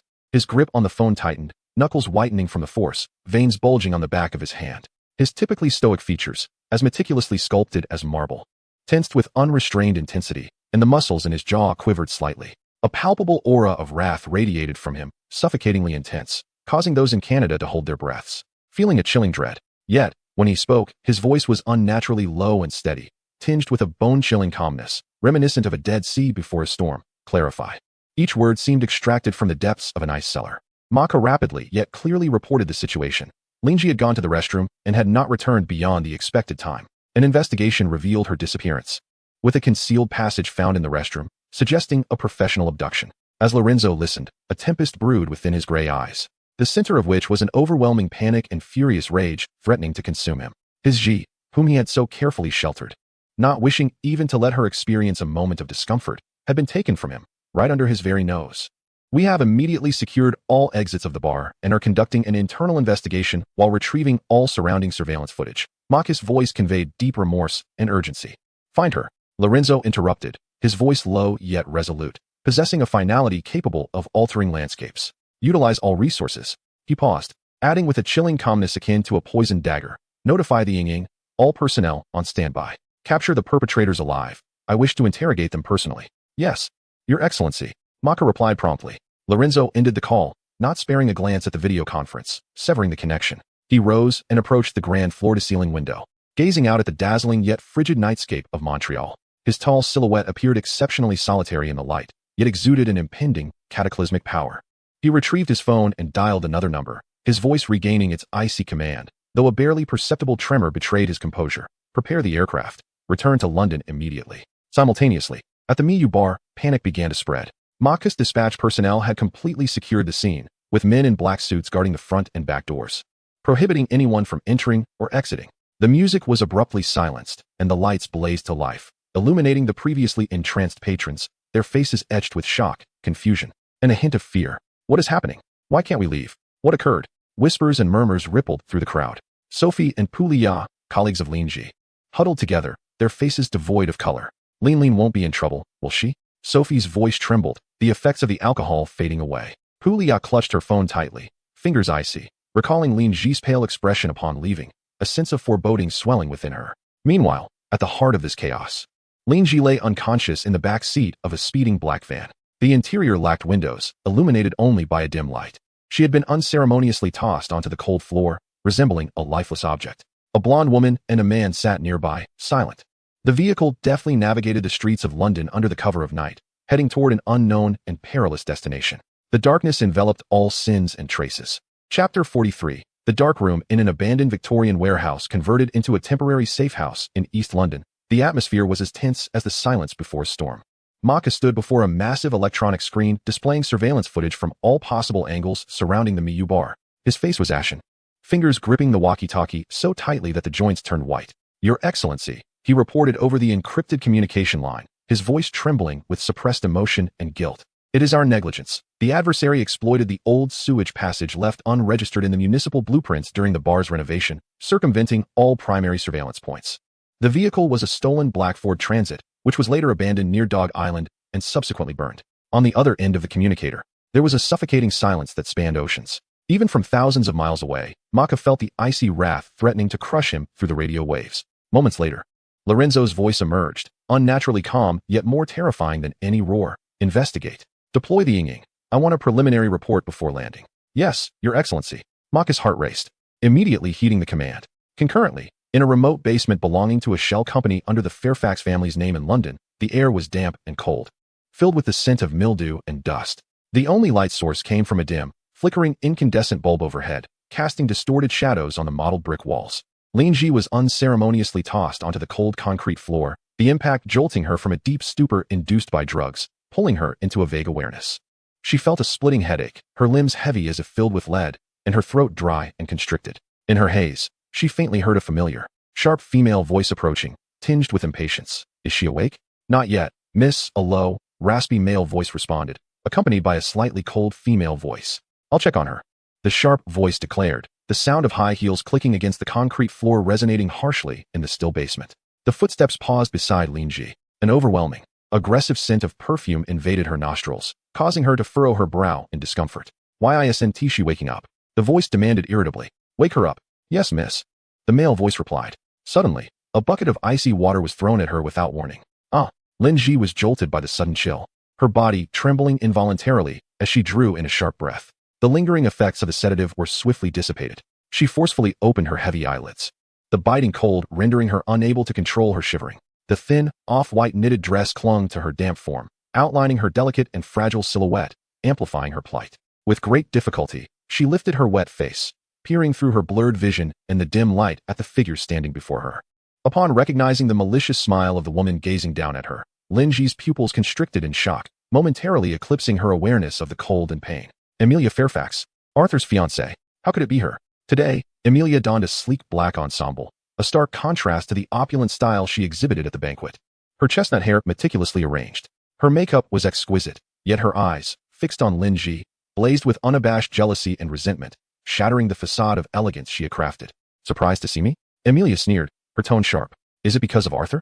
She crouched down, her fingers, painted a vivid crimson, gripping Lin Ji's chin with such force that it felt as if they might crush her bones, compelling her to meet her gaze. This is all your fault. You, wretched Eastern harlot, who emerged from nowhere. Her words struck like venomous fangs. Arthur is lost in despair, indifferent to me, his eyes devoid of my presence. Even with the Wentworth family in crisis, forced into this engagement, his thoughts linger solely on you. Why? Her voice escalated, tinged with a frantic madness. And DeSantis, that lofty man, how could he keep a creature like you by his side, lavishing you with care? I must see what enchantment you wield that captivates them.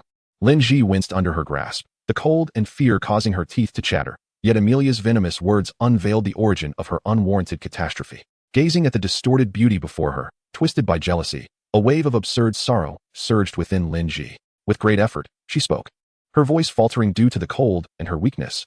I did not know Arthur would. I wish you both well, sincerely. You are so suited for each other. Her words were sincere. She had long relinquished her vague affection for Arthur, harboring only gratitude and blessings. She had never intended to intrude upon anyone's relationship. However, to Emilia, her honesty became the most malicious mockery and boast. Shut your mouth. Emilia erupted, akin to a cat whose tail had been stepped on, her eyes gleaming with fury. Do not feign innocence here. Before her words could fade, she summoned all her strength and struck Lin Ji's left cheek with a resounding slap. The sharp crack echoed in the basement. Lin Ji's head snapped to the side, her left cheek instantly swelling, the fiery pain radiating through her, accompanied by a buzzing in her ears. Before she could recover from the blow, Emilia retaliated with an even harsher slap to her right cheek. Lin Ji gasped in pain, her lips splitting, a trickle of crimson seeping forth, staining her pale skin. Both cheeks were swollen, marked distinctly with 5 finger-shaped bruises, amplifying her soaked, pitiful, and trembling state. Emilia surveyed her handiwork, a twisted, satisfied smile curling on her lips. She rose, looking down upon Lin Ji, curled on the ground like a broken doll, and lightly kicked her calf with her shoe. Her tone languid yet cruel. Enjoy everything I have prepared for you. This is merely the beginning. Pausing, her smile grew more malevolent. I will come to care for you daily, ensuring you will never forget. With that, she brushed off non-existent dust from her hands, turned, and the sound of her high heels echoed as she departed, accompanied by her orders to the couple. Keep an eye on her. Do not let her die. Without a backward glance, she ascended the stairs leading to the surface, the heavy iron door slamming shut, sealing away the last remnants of light and sound from the outside world. The basement plunged into an oppressive silence, save for Lin Ji's labored breaths, quickened by the cold and pain, and the faint, disquieting sound of water dripping from her hair and the hem of her clothing onto the ground. She huddled on the cold, filthy floor, her cheeks throbbing and swollen, blood at the corner of her mouth, her entire being drenched and chilled, trembling uncontrollably. Despair and fear washed over her like icy tides, submerging her once more. She was uncertain of the methods Emilia would employ to torment her. Nor did she know if she would survive to escape this place. The only thought that lingered was of the one who might come to her rescue, currently miles away across the ocean. Meanwhile, above the North Atlantic, Lorenzo's Bombardier Global Express sliced through the clouds at near maximum speed, hurtling towards London. The cabin remained luxurious, yet the atmosphere was stifling. Lorenzo sat alone in the spacious aircraft seat, an open laptop before him displaying rapidly scrolling preliminary reports from the shadows. Yet at this moment, he could not focus on a single word. Leaning back, he closed his eyes, pressing his fingertips against his throbbing temples. His mind flooded with terrifying scenarios of what Lin Ji might be enduring. Fear, helplessness, injury, even darker thoughts he dared not entertain. The mere thought of her facing danger alone, enduring unknown torments, wrenched his heart with a pain so profound it nearly suffocated him. This sensation was more intense than any gunshot wound or fatal blow. He had never loathed distance and time as he did now. He could almost envision her eyes, always so clear and calm, now possibly brimming with tears and fear. He imagined her frail body crumbling under violence. He could feel her despair and silent calls for him. Ji, a deep, hoarse whisper, laden with endless pain and worry, escaped his tightly pressed lips, dissipating into the roar of the aircraft engines. He suddenly opened his eyes. His gray irises no longer reflecting the usual depth and calmness, but were instead filled with terrifying bloodshot streaks, surging with uncontainable fury, heart-wrenching pain, and a destructive wrath. His hands, resting on the armrests, clenched into fists, the knuckles cracking ominously from the pressure, veins bulging like coiling serpents. Whoever dared to threaten the person Lorenzo de Santis cherished above all would pay a price 1,000-fold. He needed to return to London immediately, to her side. Anyone who dared to harm her would face the full force of his wrath. The aircraft pierced through the thick clouds, revealing the outlines of the British Isles glimmering in the morning light. Chapter 44. The prison cell. The air in the basement felt as if it had solidified into a dense layer of ice, weighing heavily on Lin Ji's chest. She curled up in the corner, resembling an injured creature, her soaked knitted dress frozen into a hard shell. Each slight movement scraped against the bruises on her skin, bringing waves of excruciating pain. Water droplets condensed on the walls dripped intermittently, creating ripples in the puddles below. The sound resonated with remarkable clarity amidst the silence, akin to the slow, cruel footsteps of time. A thin layer of frost adorned her eyelashes, each blink eliciting a subtle sting. The cold pierced her, like countless fine needles, penetrating her garments and invading her very marrow. She attempted to move her numb fingers, only to discover they no longer obeyed her will, helplessly resting on the frigid ground. Suddenly, a small panel at the base of the iron door was yanked open, emitting a harsh scraping sound. Several shadowy figures tumbled in, bouncing on the damp floor with a coarse, hard loaf of black rye bread, its edges already moldy, emitting a nauseating odor. The golden-haired woman cast a cold glance at her through the bars, her gaze reminiscent of one appraising a lifeless object, before slamming the panel shut with a resounding thud. Lin Ji struggled to shift her frozen body. Each inch moved accompanied by excruciating pain. Trembling, she picked up a piece of bread. The sound of her teeth sinking into it was acutely painful. She nibbled slowly, the crumbs mingling with the metallic taste of blood in her mouth, making it difficult to swallow. The thirst was far more unbearable than the hunger, her throat feeling as if it had been sandpapered, each swallow bringing a tearing agony. She attempted to lick the water droplets seeping from the wall, only to be met with the acrid taste of mold and lime. Silent tears streamed down her cheeks, not from physical pain, but from a deeper, more profound despair. She recalled the experimental data awaiting completion in the laboratory, the intricate instruments, the unfinished formulas. She remembered the focused expression on Lorenzo's face as he fastened a watch on her wrist before leaving, his long fingers delicately securing the strap, his deep gray eyes sparkling with ineffable emotions. Those memories now felt like distant starlight, illuminating yet failing to warm this frigid prison. Time passed unmeasured until the iron door once again creaked with a sound that sent chills down her spine. Emilia, today clad in metallic-heeled ankle boots, stepped into the room, her footsteps echoing sharply in the silent basement. She toyed with a delicate letter opener, its silver blade gleaming ominously in the dim light. "Still alive?" she asked, using the tip of her shoe to tilt Lin Ji's chin upwards, forcing her to meet her gaze. "I brought a little gift to wake you up." The back of the knife glided slowly along Lin Ji's neck, its icy touch provoking a shiver. Suddenly, the blade turned, lightly slicing at her collarbone, a bead of blood instantly welling up and tracing a thin line across her pallid skin. Lin Ji bit down hard on her lip, the taste of rust spreading in her mouth, yet she remained silent. "So dull," Emilia remarked dismissively, discarding the letter opener before seizing Lin Ji's hair and smashing her head against the wall. The dull thud reverberated in the confined space. Lin Ji's vision exploded into a cascade of golden stars, warm liquid trickling down from her forehead. Yet her fingers remained clawed into the cracks of the ground, as if they were the last anchor to reality. "Plead for mercy," Emilia screamed, kicking her in the abdomen. "Crawl over and lick the tips of my shoes like a dog, and perhaps I might reward you with a sip of water." Lin Ji curled into a tighter ball, her blood-stained eyelashes trembling violently, but a broken sound escaped her throat. "You will never win Arthur's heart." This statement ignited Emilia's fury. Seizing a wooden stick from the corner, Emilia lashed out at Lin Ji's back until she was breathless, casting aside her weapon. Grabbing Lin Ji's hair, she forced her to look up. Tomorrow, I will bring saline to help cleanse your wounds. I hear the right concentration can keep one acutely aware of every ounce of pain. Just before the iron door slammed shut, she turned back, casting a venomous smile. Anticipate it well, my dear rival. Darkness enveloped the room once more. Lin Ji lay in a pool of blood, coughing violently, droplets from her forehead falling into her eyes. Through her scarlet vision, she focused on a sliver of light, as if it were the only glimmer to pierce the endless night. London awoke amidst the autumn rain, the mist entwining the glass facades of the financial district, obscuring the sharp outlines of modern architecture. Rain hammered against the car windows, trickling down the glass, distorting the street scenes outside into a blur of colors. Inside the VIP passage of a private airport, Marco glanced repeatedly at his watch until a familiar Bombardier Global Express pierced the thick clouds like a dark arrow, slowly descending onto the damp runway. As Lorenzo stepped out of the cabin, it felt as though he carried the storm of the Arctic Ocean with him. Tiny water droplets clung to the shoulders of his black cashmere overcoat, the collar of his tailored suit casually open, revealing a taut neck. He did not open an umbrella. Striding directly towards the waiting convoy, rain splintering into crystalline ice on his chiseled brow. His steps were steady and swift, exuding an undeniable authority that left everyone present breathless. 39 hours, he stated, settling into the back seat of the Maybach. His leather-gloved hand reached for the tablet Marco offered, still unremoved from his wrist. His voice was low and calm, yet it rendered the air inside the vehicle instantly thick with tension. The screen displayed a complex web of visual analyses of all known clues, ultimately leading to a dead end. Marco reported the investigation's progress with utmost caution, weighing each word. Suddenly, Lorenzo raised his hand and pressed firmly against his temple.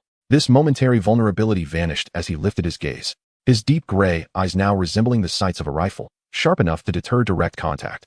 Whom has Amelia Fairfax met recently? Marco hesitated. We have meticulously investigated. Aside from regular social activities, she has frequently visited a ballet school in Chelsea. Incorrect, Lorenzo interrupted, his long fingers tracing the trajectory of Amelia's movements on the tablet. Last Wednesday afternoon, she visited Harrods, but surveillance shows her vehicle lingered in the back alley for 17 minutes. He lowered the window, allowing the cold autumn rain to cascade down his rugged jawline. Find everyone who was unloading goods in that alley during that time, especially those workers. Marco's pupils dilated sharply. This leap beyond conventional investigative dimensions was precisely why Lorenzo could command the vast underground world.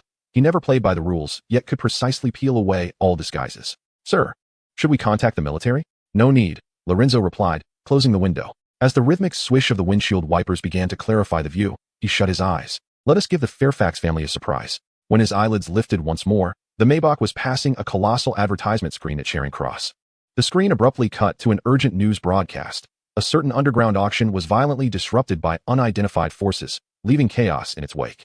A cold smirk curled at the corners of Lorenzo's lips. He reached out, brushing his fingers against the reflections of neon lights on the car window, as if touching an unseen presence. His deep voice almost merging with the rain. Do you hear it, my G? London has begun to weep for you. The convoy entered central London, the rain intensifying. Lorenzo gazed out at the street scenes, his mind racing with images of Lin Ji's potential plight. His fingers unconsciously caressed the watch on his wrist. A Patek Philippe identical to hers, its face gleaming coldly in the dim light. He knew that time was slipping away, and his treasure might be enduring unimaginable torment in some dark corner. Accelerate. He suddenly spoke, his voice imbued with an undeniable resolve. Marco immediately relayed commands through the intercom, and the convoy accelerated through the rain-soaked streets of London, splashing water in their wake. A steadfast gleam shone in Lorenzo's eyes, no matter the cost. He was determined to find her and bring her back to his side. Chapter 45. Crimson Redemption. As the iron door of the basement creaked open, the rusty hinges emitted a mournful groan. Amelia Fairfax, clad in a crimson cashmere coat and perched upon 10-centimeter stilettos, swept past the steps caked in murky water. Today, she carried a silver metallic case that glimmered with the cold sheen of surgical instruments under the dim light. Lin Ji curled into the corner, her clothes, drenched in cold water the previous day, had frozen into a rigid shell, rubbing against the crisscrossed wounds on her back. She heard footsteps but was too weary to lift her head, burying her face deeper into her knees. The scarlet scabs on her collarbone, torn by a letter opener, resembled crushed roses in the snow. Look at our esteemed scientist, Amelia teased, lifting Lin Ji's chin with her stiletto, the metal tip pressing into her bruised skin. If Arthur were to see you like this, would he still regard you as an untouchable goddess? Leaning closer, her vermilion nails grazed Lin Ji's cracked lips.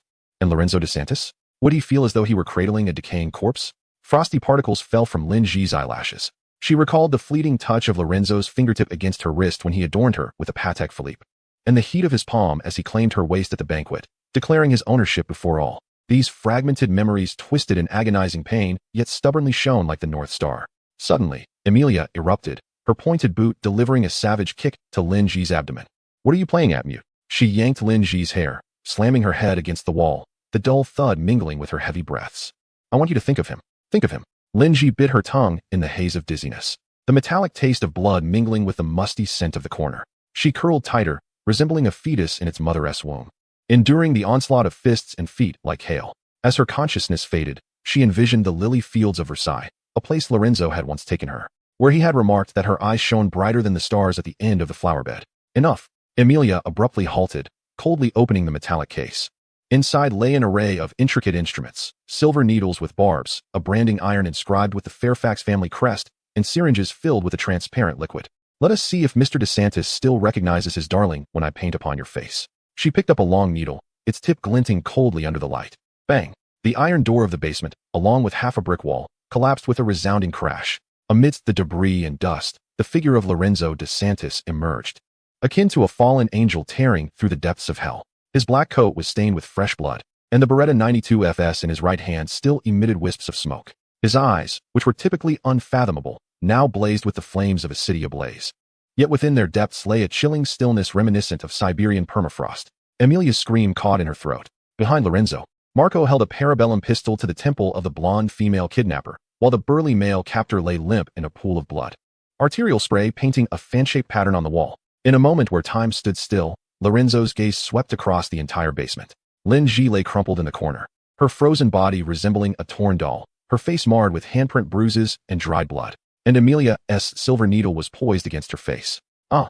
The low growl that erupted from Lorenzo's throat sounded like a wounded beast. He lunged forward with blinding speed, the hem of his coat sweeping aside a rusted iron barrel. Before Emilia could raise her instrument of torture, she was sent flying. This devastating kick struck her sternum, and she crashed into a pile of clutter, the sound of her landing mingling with the brittle snap of broken ribs as she coughed up blood, staining her cashmere coat with a dark red marsh. Marco surged forward with 4 men, enveloping Emilia like a black tide. 2 held her arms behind her back, pressing her face into the filthy water, while the remaining 3 formed a triangle to seal off all exits. The youngest guard, upon seeing Lin Ji's condition, instinctively touched the image of the Virgin Mary around his neck. Yet, upon touching Lin Ji, Lorenzo transformed into an embodiment of gentleness. He knelt on one knee, oblivious to the blood-soaked hem of his coat. As his fingertips brushed aside the bloodied strands of hair from her forehead, he heard the sound of his own heart shattering. Those hands that had once signed billion-dollar contracts and wielded the power of life and death now trembled, incapable of lifting a dying butterfly. He ultimately cradled her curled body in his arms, as one would delicately handle a Gothic stained glass window shattered by a mob. Her icy forehead pressed against his neck, and her faint breaths caressed his throat, where tears were threatening to spill. "I'm here." He repeatedly caressed her back, as if this could smooth over all her wounds. "I'm sorry.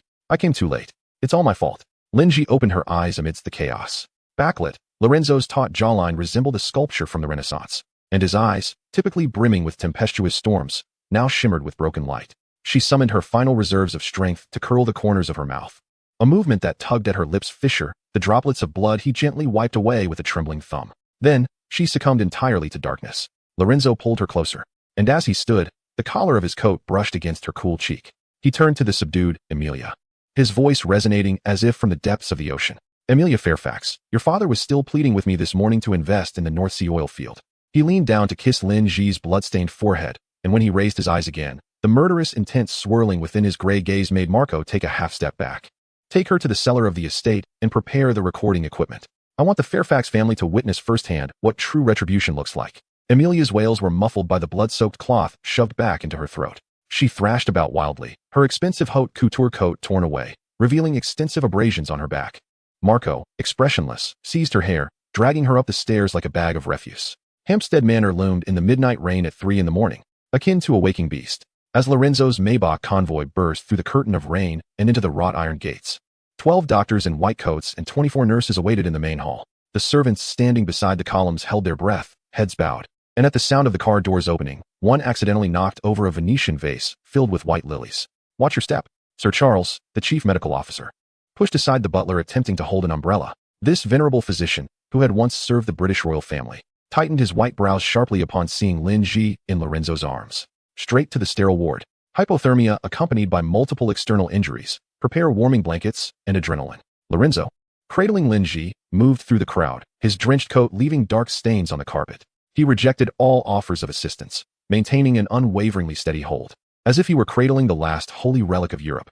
At the curve of the staircase leading to the second floor, he suddenly halted. Lin Ji, in her unconscious state, clutched at his shirt front, as a shipwrecked soul grasps at driftwood. Charles. His voice was hoarse. Her left fingernail. We will attend to it, Your Grace. The old doctor gestured for a nurse to hand over a sedative, but you need to rest now. Luo Linzuo brushed aside the syringe and gently placed Lin Ji onto the floating stretcher within the medical chamber. As the nurse cut through her frozen garments, he caught sight of the dark purple bruise on her side, inflicted by a metallic heel. His knuckles collided violently with the medical equipment rack, and warm liquid swirled in his eyes. Your Excellency. Marco timely steadied his staggering master. Luo Linzuo leaned on the metal frame, bowing his head, his bangs casting shadows over his reddened eyes. Outside, lightning flashed, illuminating the still wet bloodstains on his neck, remnants from when he had held Lin Ji. He gasped for breath. Words crushed between his teeth, beseeching the finest rehabilitation doctors and psychological therapists in Europe to attend to her. Not a single scar must mar her body. As the rain intensified, Luo Linzuo remained in the corridor outside the ward. The white light stretched his silhouette into a spear-like figure, reflected on the walls adorned with original works by Titian. He gazed out at the rain-battered lily garden, recalling her words upon her arrival at the estate, that the white petals resembled the snow of Beijing's Forbidden City. Marco approached quietly, handing him a phone. Fairfax. Luo Linzuo took it and hurled it to the ground, his fingers brushing against the broken watch strap in his pocket. As the rhythmic beeping of the heart monitor resonated from within the room, he finally sank slowly to the floor, burying his face in his palms. The sound of rain tapping against the glass drowned out the man's suppressed sobs. Chapter 46. Guardian. The master bedroom of Hampstead Manor had been transformed into a state-of-the-art medical monitoring room. The sterile air was infused with the cold scent of disinfectants and pharmaceuticals. The various monitoring devices flickered with dynamic lines and numbers. The sole movement in this realm of silence. Lin Ji lay on the hospital bed, her complexion paler than the Egyptian cotton sheets beneath her. A thin intravenous line was inserted into her delicate wrist, transparent liquid dripping steadily into her veins, sustaining her life. Luo Linzuo stood outside the one-way glass window. Having remained there for an indeterminate duration, he had shed his blood-stained coat, wearing only a wrinkled white shirt, its collar open, revealing the taut lines of his neck.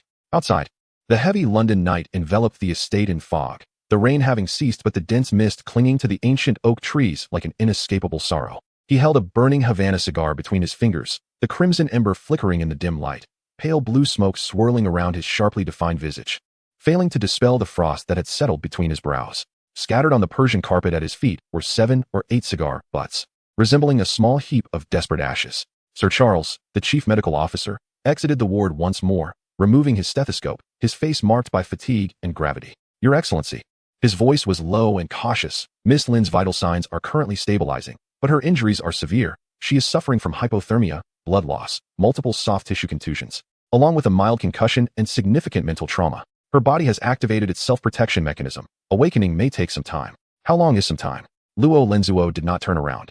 His voice hoarse like sandpaper against wood, his gaze fixated on the lifeless face behind the glass. The bruise on her cheek resembled a crack on the most exquisite porcelain, piercing his heart with pain. Sir Charles paused for a moment before responding. It is uncertain, Your Excellency. It could be a few days, or perhaps longer. It depends on Miss Lin's willpower and recovery capacity. The word longer pierced Luo Linzuo's heart like a poisoned needle. He inhaled sharply from the cigar, the scorching smoke filling his lungs, yet he felt no warmth, only an unending, dull ache spreading through his chest. He recalled finding her in the basement, curled up in a corner like a butterfly torn apart by violence, so fragile, so helpless. All of this stemmed from that madwoman's malice. A surge of violent rage shattered the dam of his reason, fiercer than ever before. He abruptly turned, his deep gray eyes swirling with a nearly annihilating black storm, an oppressive aura emanating from him that dimmed the corridor's lights. Marco, he thundered, his voice low yet resonating with immense power, echoing through the empty hall. Marco appeared like a specter at his back, head bowed in readiness, acutely aware of the palpable murderous intent radiating from his master. Luo Linzuo crushed the cigar into the crystal ashtray, sparks flying and extinguishing immediately. He fixed his gaze on Marco, each word emerging as if drawn from an icy abyss, laced with a chilling intensity. The woman in the cellar, Amelia Fairfax. He paused, the muscles in his jaw twitching slightly. I want you to return every ounce of pain she inflicted on Ji, 100-fold, 1,000-fold, by every conceivable and inconceivable means. His gaze was cold and cruel, like a serpent eyeing its prey. I only want her to live, do you understand? Let her draw breath, allowing her to feel the essence of hell. Yes, Your Excellency. Marco responded without hesitation, a glimmer of cold light flashing in his eyes, fully aware of how to execute such orders. Luo Lenzuo moved to the window, gazing out at the estate shrouded in fog, continuing, simultaneously, expedite the reckoning with the Fairfax family. I want to see the shares of the North Sea oil fields, the securities investments in the City of London, and all their overt and covert assets disappear within 3 days. I want them to be more destitute than the beggars on the street. His voice was resolute and unyielding, as if pronouncing the death sentence of a family. Understood. I will arrange it immediately. Marco bowed and swiftly departed, his footsteps echoing in the corridor, carrying an air of foreboding. Silence returned to the corridor, broken only by the rhythmic beeping of the monitors. Luo Lenzuo redirected his gaze to Lin Ji within the ward. He raised his hand, his knuckles turning white from the pressure, gently pressing against the cold glass, as if yearning to touch her pale cheek, to soothe those glaring wounds. An invisible hand seemed to clutch his heart, inflicting unbearable pain. He commanded vast empires and held the fates of countless lives in his grasp. Yet he could not protect the one he cherished most, allowing her to endure such suffering before his very eyes. This sense of powerlessness and guilt gnawed at his soul like venomous ants. At that moment, the estate's old butler, Stevens, a meticulously groomed elder clad in a traditional black tailcoat, approached with a measured yet slightly hurried gait. He paused a few steps away from Luo Lenzuo, bowing slightly, his tone respectful yet tinged with difficulty. Your Excellency, Lord Arthur Wentworth is now outside the estate's gates. He insists on seeing Miss Lin, claiming he has just learned of her predicament. The name Arthur Wentworth struck Luo Lenzuo like a fuse, igniting all the suppressed fury and dread within him. He spun around abruptly, his once pained and remorseful gaze now replaced by a terrifying murderous intent. The air around them seemed to freeze due to the sudden release of his aura, causing Butler Stevens to instinctively take a step back, bowing his head. Tell him to leave. Lorenzo's voice echoed like the biting wind sweeping across the Arctic ice fields, cold and piercing, laced with a blatant ferocity that conveyed to him that if he did not vanish from my sight immediately, I would not hesitate to bring down the Wentworth family alongside the Fairfax. His words were akin to the sharpest blades, imbued with absolute menace and overwhelming force. In this moment, anyone potentially associated with this calamity fell within the ambit of his wrath, particularly the man who had once drawn Lin Ji's admiration. Yes, Your Excellency. I will convey your message at once. The butler, Stevens, dared not linger, bowing hastily before retreating, fearful that any delay would ignite his ire. The corridor was once again left to Lorenzo alone. His chest rose and fell violently as he struggled to quell the tumultuous blood surging within him. After a considerable time, he slowly turned back, casting his gaze once more into the ward. The murderous intent gradually dissipated from his eyes, replaced by an unfathomable mixture of endless pain and tenderness. He gazed through the glass, quietly and greedily observing Lin Ji's sleeping visage, as if he wished to engrave every contour of her being deep within his soul. Her long eyelashes cast a faint shadow upon her eyelids, and despite the injuries marring her face, in his eyes, she remained the most pure and flawless treasure in existence. He lifted his hand, gently pressing it against the cold glass, tracing her outline with a tender yearning, his low and hoarse voice reverberating softly in the desolate corridor. Suffused with endless affection and anticipation, Ji, my Ji, please awaken and look at me. Outside, the London night was still shrouded in heavy fog. The darkness before dawn profoundly deep. Lorenzo de Santis, teetering on the brink of despair, constructed an insurmountable barrier with his obsessive and formidable love. He did not know how long he would have to wait, but he would wait endlessly until she opened her eyes and returned to his world. Chapter 47. When the sycamore leaves fall, the passage of half a month was akin to the tides of the Thames, silently sweeping over the ornate stone walls of Hampstead Manor. The autumn air grew more pronounced, and the centuries-old sycamore trees in the courtyard donned their golden attire, their leaves rustling in the chilly breeze, occasionally releasing a few to spiral gracefully to the meticulously manicured lawn below. During this fortnight, London's high society experienced a silent earthquake. The once magnificent Fairfax family crumbled like a grand edifice eaten away by termites, collapsing within mere days. Shares of the North Sea oil field were maliciously acquired, bank accounts frozen, and properties, yachts, and private jets belonging to family members were seized or sold off one after another. The financial section of the newspapers reported the decline of this ancient family with a calm demeanor, while whispers circulated among the circles about the name, Lorenzo de Santis. As for Amelia Fairfax, she vanished like a droplet of water, enduring excruciating pain before evaporating completely from this world, leaving no trace behind. Arthur Wentworth stood vigil outside the manor for an entire week. He remained at the wrought iron gate, his golden brown hair dampened by the autumn rain, his normally upright posture slightly hunched, resembling a statue weathered by time. It was only when the Wentworth family's accounts in Switzerland were suddenly frozen, and the elder Lord Wentworth personally called him with an unprecedented sternness, commanding him to return immediately, that he realized Lorenzo's earlier threats were not mere bluster. He cast one last glance at the illuminated windows deep within the manor, his eyes bloodshot, before departing in despondency, his silhouette disappearing into the ever-present London mist. Within the master bedroom of the manor, much of the medical equipment had been removed, no longer necessitating a sterile environment. Lin Ji lay quietly, her complexion no longer as deathly pale as before, now revealing a hint of vitality, yet her wise and tranquil eyes remained tightly shut. Sunlight filtered through the heavy velvet curtains, casting a slender, hazy beam upon the floor. Lorenzo sat in the armchair by the bedside. Having declined all international meetings and clandestine dealings for over half a month, entrusting all affairs to Marco, he wore a simple dark gray cashmere sweater, the collar loose. Stubble adorning his chin, heavy shadows under his eyes, his frame having grown gaunt, yet this lent him an even sharper and deeper fatigue. He carefully wrung out a warm towel from a silver basin, his movements tender as if handling a precious artifact. He meticulously wiped Lin Ji's forehead, avoiding the faint but still visible bruises, then her cheeks, neck, every inch of her skin treated with utmost gentleness. Next, he took her hand, which lay outside the covers. Her fingers were slender and pale, her nails neatly trimmed, and the worn scars had healed. He wrapped her hand in the towel, patiently wiping each finger, as if performing a sacred ritual. "Ji," he whispered, his voice hoarse from prolonged sleeplessness, yet imbued with boundless tenderness. "The leaves of the sycamore have all turned yellow, golden and scattered upon the ground. I recall you saying how much you adored watching the sycamore leaves dance in the air like golden butterflies." He paused, his fingertips gently brushing over her still eyelids. "Please awaken soon. I will accompany you for a stroll in the garden. We can sit beneath the largest sycamore tree. I know you will cherish it." His gaze drifted to the crystal vase on the nightstand, filled with freshly cut white lilies, droplets of water still glistening on the petals. "Your beloved lilies. I had Marco specially procure a hardy variety. They say they can bloom until early winter. They flourish beautifully, as pure and resilient as you." His voice gradually softened, tinged with an undeniable quiver. "Ji, why do you not awaken? I have waited far too long." He lowered his head, his broad shoulders trembling slightly, resting his forehead gently against their clasped hands, seeking a modicum of warmth and strength. The buried fragility could no longer be concealed in the stillness of that afternoon. Standing nearby, the housekeeper Anna also felt her eyes welling with tears. The silver tray she had been holding tilted slightly, the clean towel prepared almost slipping from her grasp, and she quickly steadied it. She had served in this manner for over 20 years, having witnessed Lorenzo's decisive and ruthless nature. She had never seen him so vulnerable, resembling a lost child, helpless and adrift.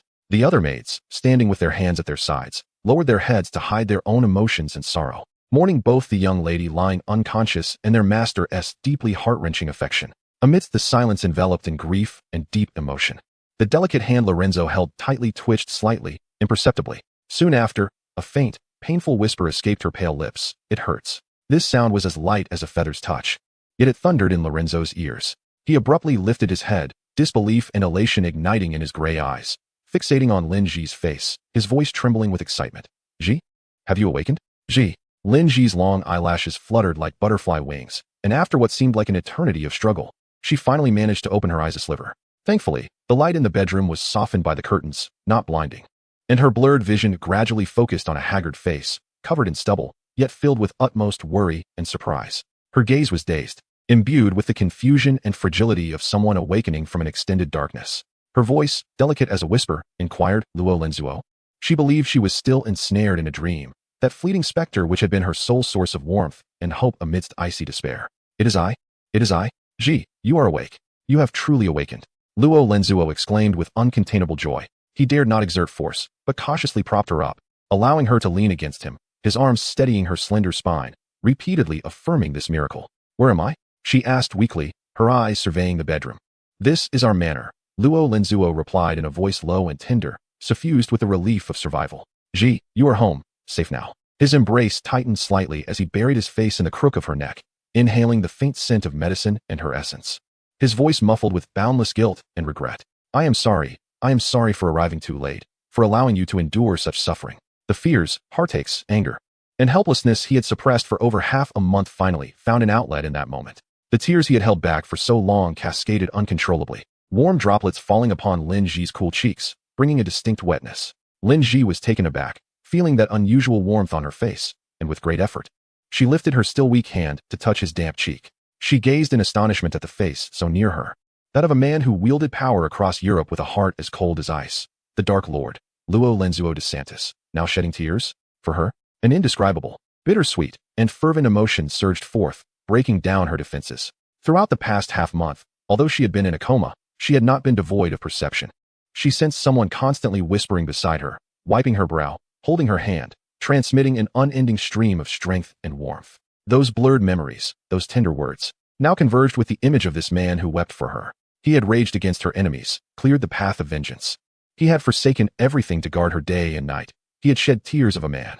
The frozen wasteland within her heart seemed to melt away beneath the warmth of these fervent tears, giving rise to a current named love. She no longer hesitated, gently and clumsily wiping away the tears from his face with her fingertips. Her voice, though weak, carried an unprecedented softness. "Do not cry."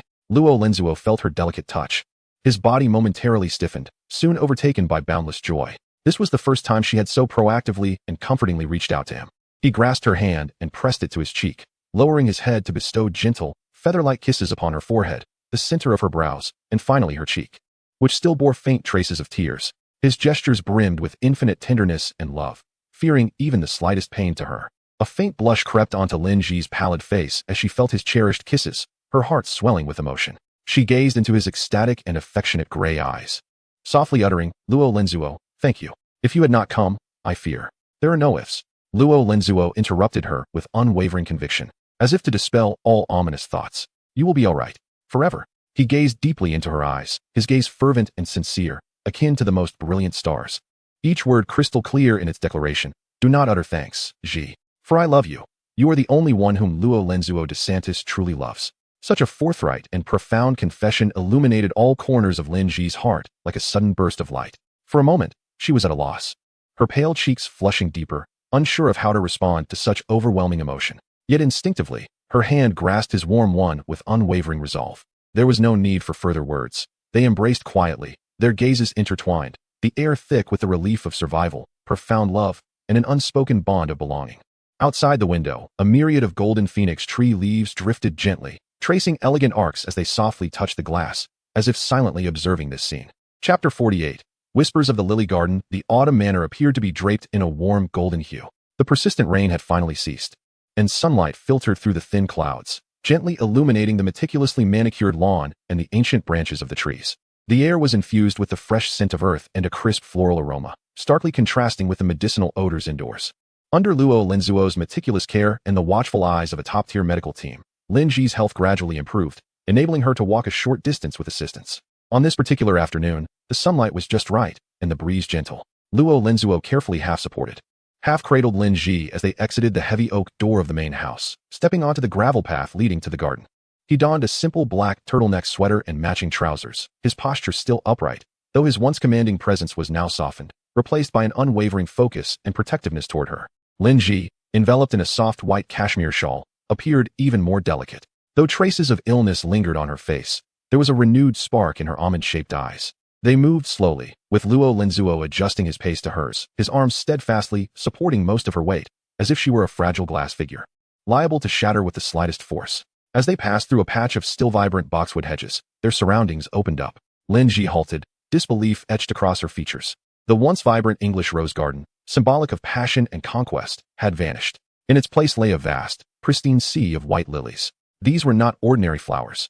Their petals were thick and lustrous, standing tall and elegant, gently swaying in the cool autumn breeze, exuding an intoxicating fragrance. Sunlight cascaded upon the layers of petals, as if adorning them with a delicate halo. The hardy variety still bloomed brilliantly in the heart of autumn, clearly cultivated with great care and expense.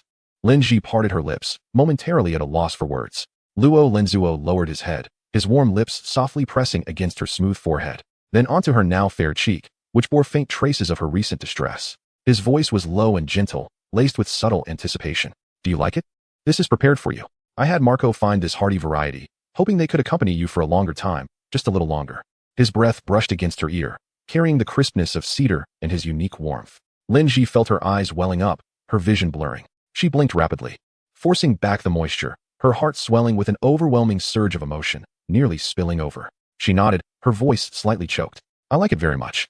To mask her tumultuous feelings, she inhaled gently, shifting the topic with an unintentional hint of sulkiness. "But I haven't asked you yet. How did you find me that day?" She had always been curious about how he could so swiftly and accurately locate that concealed basement in the sprawling city of London. A glimmer of mischief flickered in Luo Lenzuo's gray eyes. He feigned a tease, the corners of his lips curving into an alluring smile. Because we share a telepathic connection. My Ji, I can feel you calling for me. I don't believe it. Lin Ji cast a gentle glare at him, her pale cheeks taking on a hint of color from her mock annoyance. Speak quickly, how did you find out? Unconsciously, she shook the arm he was supporting her with, her demeanor both natural and affectionate, imbued with a subtle charm of which she herself was unaware. This small gesture stirred Lorenzo's heart, as if it had been caressed by the softest feather, melting into a pool of spring water. He gazed at her rare display of youthful innocence, the depth of his affection nearly overflowing from his eyes. Tightening his embrace, he pulled her closer, leaning down to whisper in her ear with a voice only they could hear. Do you remember the watch I gifted you? Lin Ji paused for a moment, instinctively raising her left wrist, which was conspicuously bare. The watch? That exquisite Patek Philippe? She recalled the luxurious timepiece, seemingly lost amidst chaos. Yes, that watch is now in the drawer of the bedroom. Lorenzo nodded, a flicker of regret passing through his gaze as he carefully observed her expression. His tone shifted to one of caution and seriousness. I had a precise tracking device custom installed in that watch. No one knows, not even Marco. He hesitated before explaining. I understand you dislike being monitored. Marco and the others provide ample protection, yet I still cannot help but worry. Any potential oversight is unbearable for me. Noticing Lin Ji's silence as she simply stared at him, his heart tightened, fearing she was upset with him for disrespecting her privacy and confining her in this manner. Anxious and regretful, he hastily added, his voice tinged with an unusual urgency. Ji, I'm sorry. I know I shouldn't have done this. Shouldn't have confined you in this way. His words trailed off abruptly as Lin Ji unexpectedly rose on her toes, pressing her still cool, soft lips gently, albeit awkwardly, against his. The kiss was fleeting yet electrifying, striking Lorenzo like a bolt of lightning. He froze, his gray eyes widening in shock, soon engulfed by an overwhelming, indescribable joy. This was her first, unmistakable, and proactive kiss. He quickly responded, cautiously reciprocating the kiss. Mindful of her injuries, he relaxed his embrace slightly, tenderly savoring her lips as if tasting the sweetest nectar of the world. His tongue traced the shape of her lips with infinite affection, guiding her and deepening this precious kiss. A cool autumn breeze swept through, lifting a few pristine lily petals that gracefully danced around them. The elegant fragrance intensified, intertwining with the intimate atmosphere, creating a scene as beautiful as a captured oil painting. Not far away, Marco and several bodyguards stood quietly beneath the shade of a tree, dutifully maintaining their vigilance. Upon witnessing the scene of His Excellency embracing and kissing Miss Lin, Marco's usually stern face softened involuntarily, the corners of his lips lifting into a genuine smile. He silently gestured for his men to retreat further, granting the couple more precious privacy. The other guards exchanged knowing glances, an air of contentment enveloping them as they bore witness to how His Excellency had endured anguish and despair for over half a month. Now, seeing this moment, they were all deeply moved. After what felt like an eternity, Lorenzo reluctantly ended the kiss, resting his forehead against Lin Ji's, his breath slightly uneven, his deep gray eyes seemingly filled with countless stars, shining brilliantly. He gazed at her flushed cheeks and slightly moist eyes, his heart overflowing with immense happiness. Lin Ji buried her burning face against his solid chest, listening to his powerful, slightly hurried heartbeat, feeling the warmth and safety of his embrace. She was not angry, not at all. After experiencing such despair and fear, she understood better than anyone the profound insecurity and love concealed behind his almost obsessive protection. The watch was not a prison, but rather a final safety net he had woven for her in unseen places. Gently shaking her head within his embrace, her voice muffled yet imbued with unprecedented determination and reliance, she said, I do not blame you, Lorenzo. Thank you for saving me. Lorenzo held her tightly, as if trying to meld her into his very being. He placed gentle kisses on the crown of her head, his voice deep and powerful. You never need to thank me, Ji. Loving you and protecting you is my instinct and my singular obsession in this life. Under the sunlight, the sea of white lilies bloomed silently, bearing witness to this love forged in blood and fire, quietly blossoming into the most enchanting flowers. Chapter 49. A joyful reunion. The deep autumn of the manor resembled a meticulously painted oil canvas by the hand of God. The sky was a refined azure, with wisps of thin clouds resembling smoke. Golden phoenix tree leaves, russet maple leaves, and evergreens intertwined to create a rich tapestry. The sun had lost its scorching intensity, becoming warm and bright, casting a soft halo over the meticulously maintained lawn. The air was imbued with a coolness, mingling the scents of earth, fallen leaves, and the lingering fragrance from the distant white lily garden. Under Lorenzo's almost obsessive care, Lin Ji's recovery was swift. Her pale cheeks finally bore a healthy flush. Her once delicate frame had gained a bit of fullness, though occasionally a trace of the trauma she had endured flickered across her brow. She was wrapped in a light apricot cashmere cloak, specially commissioned by Lorenzo from Scotland, the thick fleece complementing her satin-like black hair and porcelain complexion, rendering her particularly soft and charming. At this moment, she was accompanied by the housekeeper, Anna, strolling leisurely beside the newly established lily garden, a hallmark of the estate. Anna's silver-gray hair was impeccably styled in a bun, dressed in a traditional black dress and white apron, her demeanor exuding just the right amount of respect and warmth. "Miss, the sun is splendid today," Anna remarked with a smile, gently supporting Lin Ji's arm. "These lilies seem even more vibrant than yesterday. Indeed, the cold-resistant varieties are remarkable. The master is truly thoughtful." Lin Ji's lips curved into a tender smile, her gaze lingering on the pure, unblemished white flowers, warmth flooding her heart. Lorenzo's attentiveness was meticulous, permeating every corner of her life. He had firmly rejected her requests to return to the laboratory, citing her incomplete recovery, despite her repeated protests. Meanwhile, he had become exceptionally busy due to a backlog of matters, often leaving to attend to urgent affairs. Yet, he had never neglected her. He had instructed all the maids, led by Anna, to provide her with unwavering care. What touched Lin Ji even more was that he had somehow enlisted several skilled Chinese chefs to prepare nourishing medicinal dishes for her. Moreover, spicy Sichuan cuisine had never graced their dining table, as he had meticulously noted her preference for milder flavors, considering her recovering body. This feeling of being cherished and well cared for filled her heart with happiness. And her reliance and affection for Lorenzo quietly flourished and took root in the daily gestures of care. She often engages in conversations with her parents in Beijing, listening to the familiar, caring nagging on the other end of the line, which fills her heart with warmth but also a tinge of bittersweetness. Regarding the harrowing kidnapping incident, she refrains from mentioning it, repeatedly assuring them that she is well, her research is progressing smoothly, and her life is comfortable, urging them not to worry. She does not wish for her parents, who are thousands of miles away, to bear the burden of fear and concern on her behalf. At that moment, a faint buzzing and whispering emanated from the tiny earpiece worn by Anna. Anna listened intently for a moment before turning to Lin Ji. Her face still adorned with an appropriate smile, yet her gaze seemed to carry an almost imperceptible warmth and urgency. "Miss," her voice was softer than usual, imbued with a respectful tone, "the sir has returned and is waiting for you in the main residence. He instructed me to invite you back, mentioning he has a surprise for you."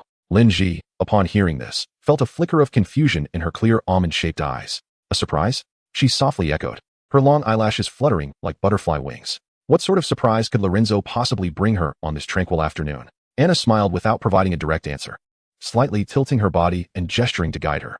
"The sir is waiting. Mississippi, shall we return?" Accompanied by a wealth of curiosity and a hint of anticipation, Lin Ji, under Anna's escort, slowly traversed the winding path paved with gravel, heading toward the grand Georgian-style main residence. The sunlight elongated their shadows, while the autumn leaves crunched softly beneath their feet. As they approached the heavy oak door intricately carved with elaborate patterns, it swung open from within. Lorenzo's tall figure appeared at the threshold. He seemed to have just returned from a formal event, clad in a perfectly tailored dark gray three-piece suit, his tie impeccably knotted, with only the top button of his shirt loosened, adding an air of casualness. A hint of fatigue graced his handsome face, yet at the sight of Lin Ji, his deep gray eyes sparkled with life, akin to a deep pool illuminated by starlight. He swiftly descended the steps, approaching Lin Ji, and naturally opened his arms to gently embrace her. His embrace was warm and solid, infused with the crisp outdoor air and his unique cedar fragrance, instilling within her an unparalleled sense of peace. "Ji," he murmured, lowering his head so that his warm lips nearly brushed her ear, his voice resonant with a magnetic charm. "Try not to be too excited, all right?" Before his words had fully settled, Lin Ji, still enveloped in the warmth of his embrace and the soft whispers in her ear, inadvertently glanced past his broad shoulder toward the open doorway. In the next moment, her body stiffened abruptly, her pupils constricting in shock. Two figures, familiar to her to the point of being etched into her very soul, rushed out from the brightly lit foyer. "Xiaoji, Gigi," the voices calling her nickname, filled with urgency and deep concern, resonated in her ears like thunderclaps.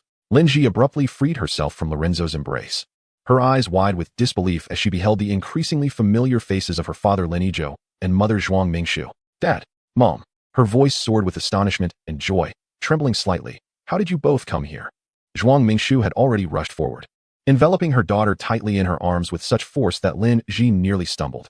Her mother's hands trembled slightly, repeatedly caressing her back and hair. Her voice choked with emotion. "Silly child, it was Mr. DeSantis' arrangement. He sent a private jet to bring your father and me over after hearing you had sustained some injuries. Is it serious?" Your father and I were so worried when we got the news. We wished we could fly over immediately. How are you now? Does it still hurt?" She bombarded her with questions, anxiously inspecting her daughter up and down, her eyes quickly glistening with tears. Lin Yizhou stood beside them, the usually composed scholar unable to conceal his excitement in this moment. He extended his broad palm, gently patting his daughter's shoulder, his eyes shimmering with moisture behind his glasses. His voice a bit hoarse. "As long as you are fine, As long as you are fine, seeing you looking well puts my mind at ease. It is truly thanks to Mr. DeSantis' thoughtful arrangements and care. Embraced tightly by her mother, feeling the most genuine love from her parents, and hearing her father's words of gratitude towards Lorenzo, Linji could no longer hold back her tears, which cascaded down like pearls breaking free from a string. She shook her head vigorously, burying her face in her mother's warm shoulder, her voice muffled yet filled with relief and happiness. I am fine. I am really fine.